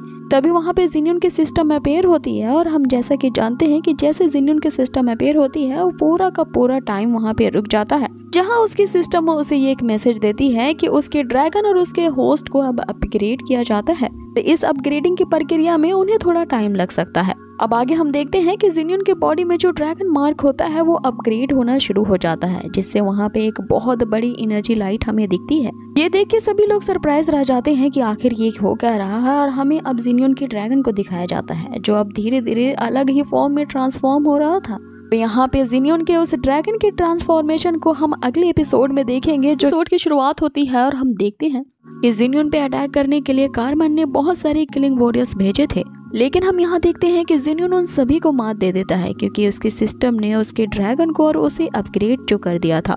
आगे हम ज़ुनियन के अपग्रेडेड ड्रैगन को देखते हैं, जो कि अब आकार में काफी विशाल हो चुका था, लेकिन इस अपग्रेडिंग की प्रक्रिया अब भी जारी होती है, इसीलिए ज़ुनियन अपनी बॉडी को नहीं मूव कर सक रहा था और जब तक कि ये प्रोसेस पूरा नहीं हो सकता, ड्रैगन और उसका होस्ट दोनों ही हिल नहीं सकते। अब इसी अपॉर्चुनिटी का फायदा उठाकर हम का को देखते हैं, वो अपने ड्रैगन बोन से ज़ुनियन पे अटैक करने वाला होता है कि इसकी सुरक्षा के लिए हम देखते हैं कि पहले येलो एक शील्ड क्रिएट कर देती है, इसके बाद याना जो होती है वो भी इस शील्ड को प्रोटेक्ट कर रही होती है।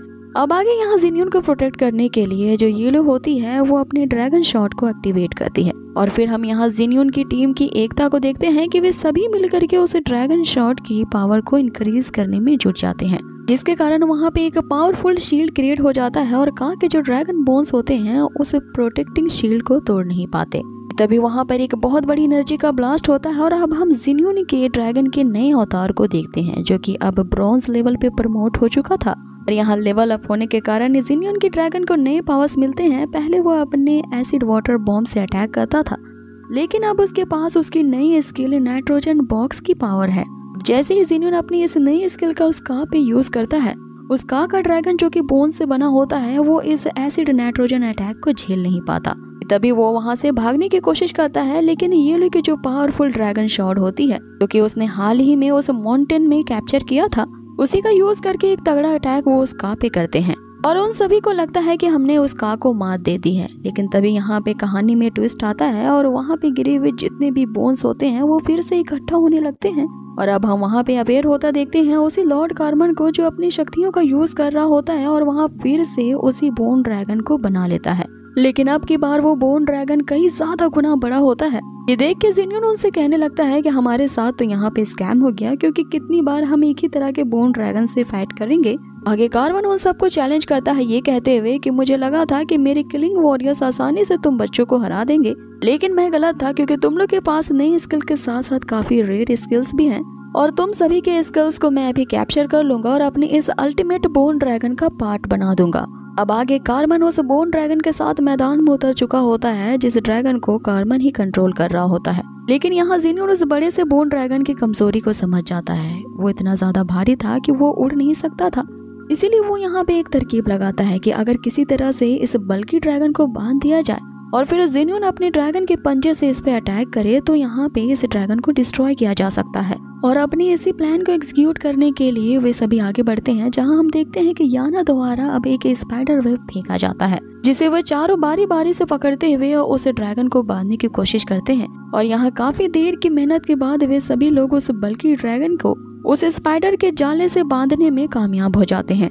यहाँ कार्मन चुपचाप इनके इस कड़ी मेहनत को देख रहा होता है और इनके इस अटैक का कोई जवाब नहीं देता, क्योंकि उसे पता था कि वो 1 सेकंड के अंदर ही इस जाले को जिसने उसके पूरे ड्रैगन को बांध दिया है उसे तोड़ देगा। और ऐसा ही होता है। यहाँ कार्मन अपनी पावर का यूज करता है और उसका ड्रैगन फिर से फ्री हो जाता है, लेकिन वो एनर्जी वेव इतनी ज्यादा स्ट्रॉन्गर होती है जिससे इन लोगों के ड्रैगन्स पीछे हट जाते हैं। लेकिन ये चारों फिर भी यहाँ पे हार नहीं मानते और उस अल्टीमेट बोन ड्रैगन को हराने के लिए दूसरे आइडिया के बारे में सोचने लगते हैं। अब इस पे जिन्योन ये डिसाइड करता है कि वो सबसे पहले अपने एसिड बॉम्ब से उस पे अटैक करेगा और जैसे उसके बोन्स में यहाँ पे दरार आने शुरू होंगे वो अपनी पावरफुल वेपन का उस पे यूज करेगा।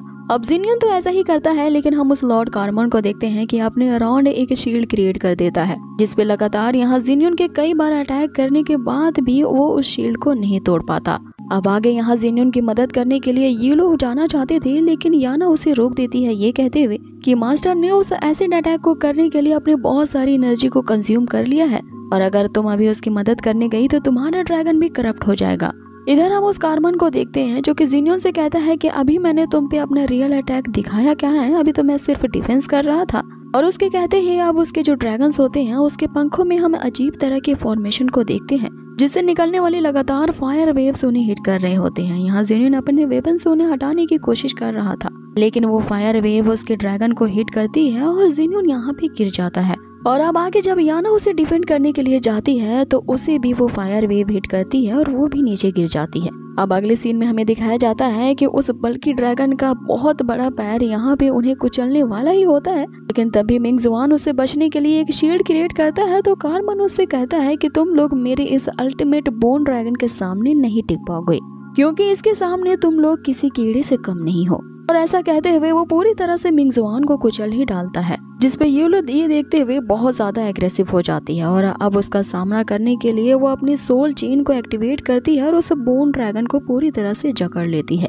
अब जैसा कि हम सभी जानते हैं कि यूले के पास एक कमाल की स्किल होती है, वो अपने सोल चेन की पावर से किसी भी ड्रैगन को कंट्रोल कर सकती थी, जिसे देखते ही कार्मन उसे कहता है कि तुम मेरे सामने अभी बच्ची हो लड़की और मेरे इस महान ड्रैगन को इतने मामूली से सोल चेन से तुम कंट्रोल नहीं कर पाओगी।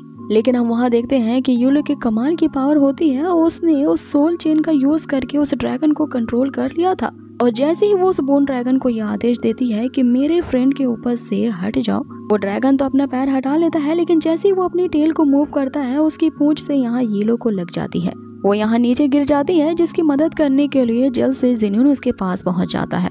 लेकिन यहाँ जो कार्मन होता है उसके मन में लालच जागता है। वो सोच रहा होता है कि इस छोटी सी लड़की के पास तो यहाँ कमाल की स्किल है, जिसने मेरे इस बड़े से जिगरान ड्रैगन को पूरी तरह से मैनिपुलेट करके अपने कंट्रोल में कर लिया। तो अगर इसकी स्किल की पावर मेरे पास आ जाए तो मैं इसे अपनी फैमिली को डेडिकेट कर सकता हूँ, जिससे हमारी पावर और भी ज्यादा बढ़ जाएगी और अपने पिछले कारनामों से मैंने अपने बॉस को जो निराश किया है उसकी भरपाई भी हो जाएगी। अब आगे हमें यूलो को दिखाया जाता है जिसकी हालत काफी खराब होती है, लेकिन फिर भी वो यहाँ जिन्योन के बारे में सोचती है। वो उससे कह रही होती है कि हम लोग इस अल्टीमेट बोन ड्रैगन से नहीं जीत पाएंगे, इसलिए तुम मुझे यहाँ छोड़ दो और अपनी जान बचाने के लिए यहाँ से चले जाओ। और ऐसा कहते ही ये लोग वहाँ पे बेहोश हो जाती है, जिससे जिन्योन काफी इमोशनली हर्ट हो जाता है। और अब आगे कार्मन जिन्योन के पास आता है और उस लड़की यानी येलो को हैंड ओवर करने के लिए कहता है, जिसपे जिन्योन ये कहता हुआ कि तुमने यहाँ पे बहुत बड़ी गलती कर दी है। और अब उस बड़े से बोन ड्रैगन का सामना करने के लिए जिन्योन उसके सामने अपीयर होता है, कि तभी हम कार्बन को देखते हैं कि एक बहुत बड़े बोन के टुकड़े से यहाँ जिनियन पे अटैक करने वाला होता है कि अचानक से यहाँ जिनियन के अंदर की जो छुपी हुई शक्तियाँ होती है वो एकदम से एक्टिवेट हो जाती है और यहाँ पे हम उसके उसी पंजे वाले अटैक को देखते हैं। अब इन दोनों के ही अटैक्स आपस में टकरा के वहाँ नलीफाई हो जाते हैं, जहाँ पे एक बहुत बड़ा ब्लास्ट होता है। अब जैसे ही उस ब्लास्ट की धुंध वहाँ से हटती है, हम सभी को वहाँ पे गिरा पड़ा देखते हैं। आगे कार्बन भी इस अटैक से पूरी तरह से पस्त हो चुका होता है और उसने इस ड्रैगन को कंट्रोल करने के लिए अपनी काफी सारी पावर्स को कंज्यूम कर लिया था, इसलिए अब उसके पास इतनी स्ट्रेंथ नहीं होती कि वो फिर से फाइट बैक कर सके। आगे वो अपने आदमियों को ये ऑर्डर दे रहा होता है कि तुम्हें किसी भी हाल में यहाँ जिनियन के ग्रुप में से उस लड़की को लेकर के आना होगा जिसके पास एक खास किस्म की स्किल है, क्योंकि मुझे उसके उस सोल चेन वाली स्किल को किसी भी तरह से प्रोसेस करना है। अब इससे पहले कि वे लोग अपने इस प्लान को आगे एग्जीक्यूट करते और इसी के साथ हमारा इस पार्ट का एंड होता है। अब यहाँ से अगले एपिसोड की शुरुआत होती है, जहाँ हमें दिखाया जाता है अब इससे पहले कि वे लोग अपने इस प्लान को आगे एग्जीक्यूट करते, हम वहाँ पे एक बहुत बड़ी एनर्जी वेव को उनकी तरफ आता देखते हैं, जिसके कारण एक बहुत बड़ा ब्लास्ट वहाँ पे होता है और अब सब कुछ ब्लैक आउट हो चुका था। अब आगे हमें यहाँ कुछ देर के बाद का सीन दिखाया जाता है, जहाँ पे जिनियन को होश आता है। सारे लोगों से होश में आता देख काफी खुश हो जाते हैं, क्योंकि जिनियन उस फाइट में इतनी ज्यादा इंजर्ड हो चुका था कि मौत के कगार पे पहुंच चुका था। लेकिन हैरानी की बात ये होती है कि जिनियन के उस फाइट के दौरान क्या हुआ था वो कुछ याद ही नहीं आता कि आखिरकार उसने किस कार्ड को सम्मन किया था, जिसके कारण उस बड़े से ड्रैगन को उसने डिस्ट्रॉय कर दिया। और यहाँ वो काफी कोशिश करने के बाद भी ये याद नहीं कर पाता कि आखिर उसने बोन ड्रैगन को कैसे हराया और उसके दोस्तों को सही सलामत बचा करके यहाँ पे किसने लाया, जिसपे उसके दोस्त उसे बताते हैं कि उसे हराने वाले तुम ही थे और तुम ही ने हम सबको यहाँ पे लाया है, क्योंकि हम भी वहाँ पे बेहोश हो चुके थे। इसीलिए उस वैली में एग्जैक्टली क्या हुआ था ये हमें भी नहीं पता, जिसपे जिनियन यहाँ पे सरप्राइज था ये कहते हुए कि मैंने तुम लोग को बचाया है, अगर तुम मुझे कुछ याद क्यों नहीं आ रहा है। आगे हम यहाँ मिंगजवान के सिस्टर को देखते हैं, जो उनके लिए ड्रैगन बोन के सूप को लेके आई होती है। अब ड्रैगन बोन का नाम सुनते ही जिनियन यहाँ पे चिढ़ जाता है और वो इस सूप को बिल्कुल पीने से इनकार कर देता है। कि तभी हम मिंगजवान को देखते हैं कि वो जबरदस्ती उसे सारा का सारा सूप पिला देता है, ये कहते हुए कि मेरे सिस्टर ने इतने प्यार से तुम्हारे लिए बनाया और तुम यहाँ पे नखरे दिखा रहे हो। और जब तक उस पतीले में एक ड्रॉप भी नहीं बचता वो तब तक उस सूप को उसे पिलाता ही जाता है। आगे जिनियन यहाँ यही सोच रहा होता है कि वो कभी बाद में आराम से अपनी मेमोरी को रिगेन करने की कोशिश करेगा, क्योंकि अभी उसके लिए ये जरूरी है कि वो अपने उन सभी दोस्तों का डायलॉग एकेडमी में रजिस्ट्रेशन करवा दे, क्योंकि उस एकेडमी के रूल्स के मुताबिक अब उन चारों के पास एक एक ड्रैगन शॉट जो होती है, जो कि उन सभी ने उस माउंटेन में जाके गेन किया था।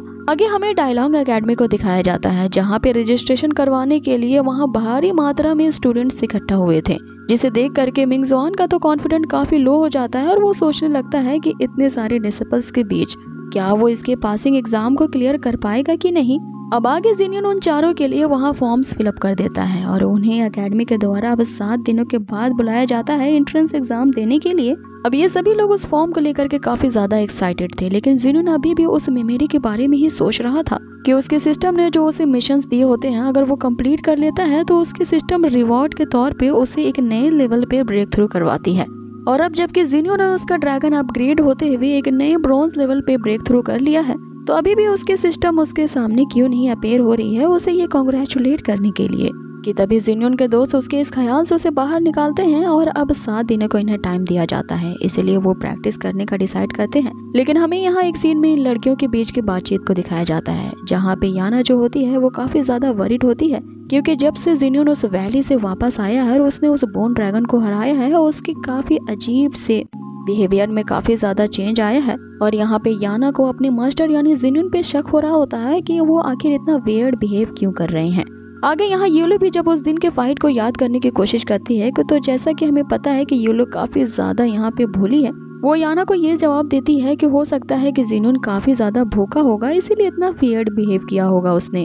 जिसपे याना सोचने लगती है कि आखिर वो इस सवाल का किससे जवाब पूछ रही है।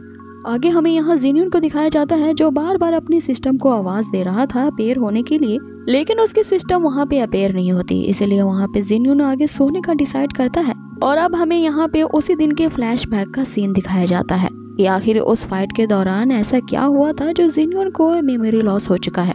यहाँ कार्बन के साथ जो उसका चमचा का होता है, वो सभी लोग जिनियन के उस भयानक अवतार को देख करके काफी ज्यादा डर चुके थे। आगे यहाँ कार्बन उससे काफी डरते हुए पूछ रहा होता है कि आखिर तुम हो कौन।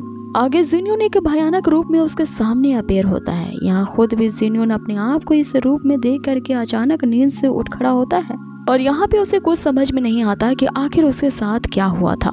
और इसी सस्पेंस के साथ गाइस ये एपिसोड्स को यहीं खत्म किया जाता है। सो आप लोगों को ये कॉम्बो एपिसोड कैसा लगा मुझे कमेंट बॉक्स में जरूर बताएं।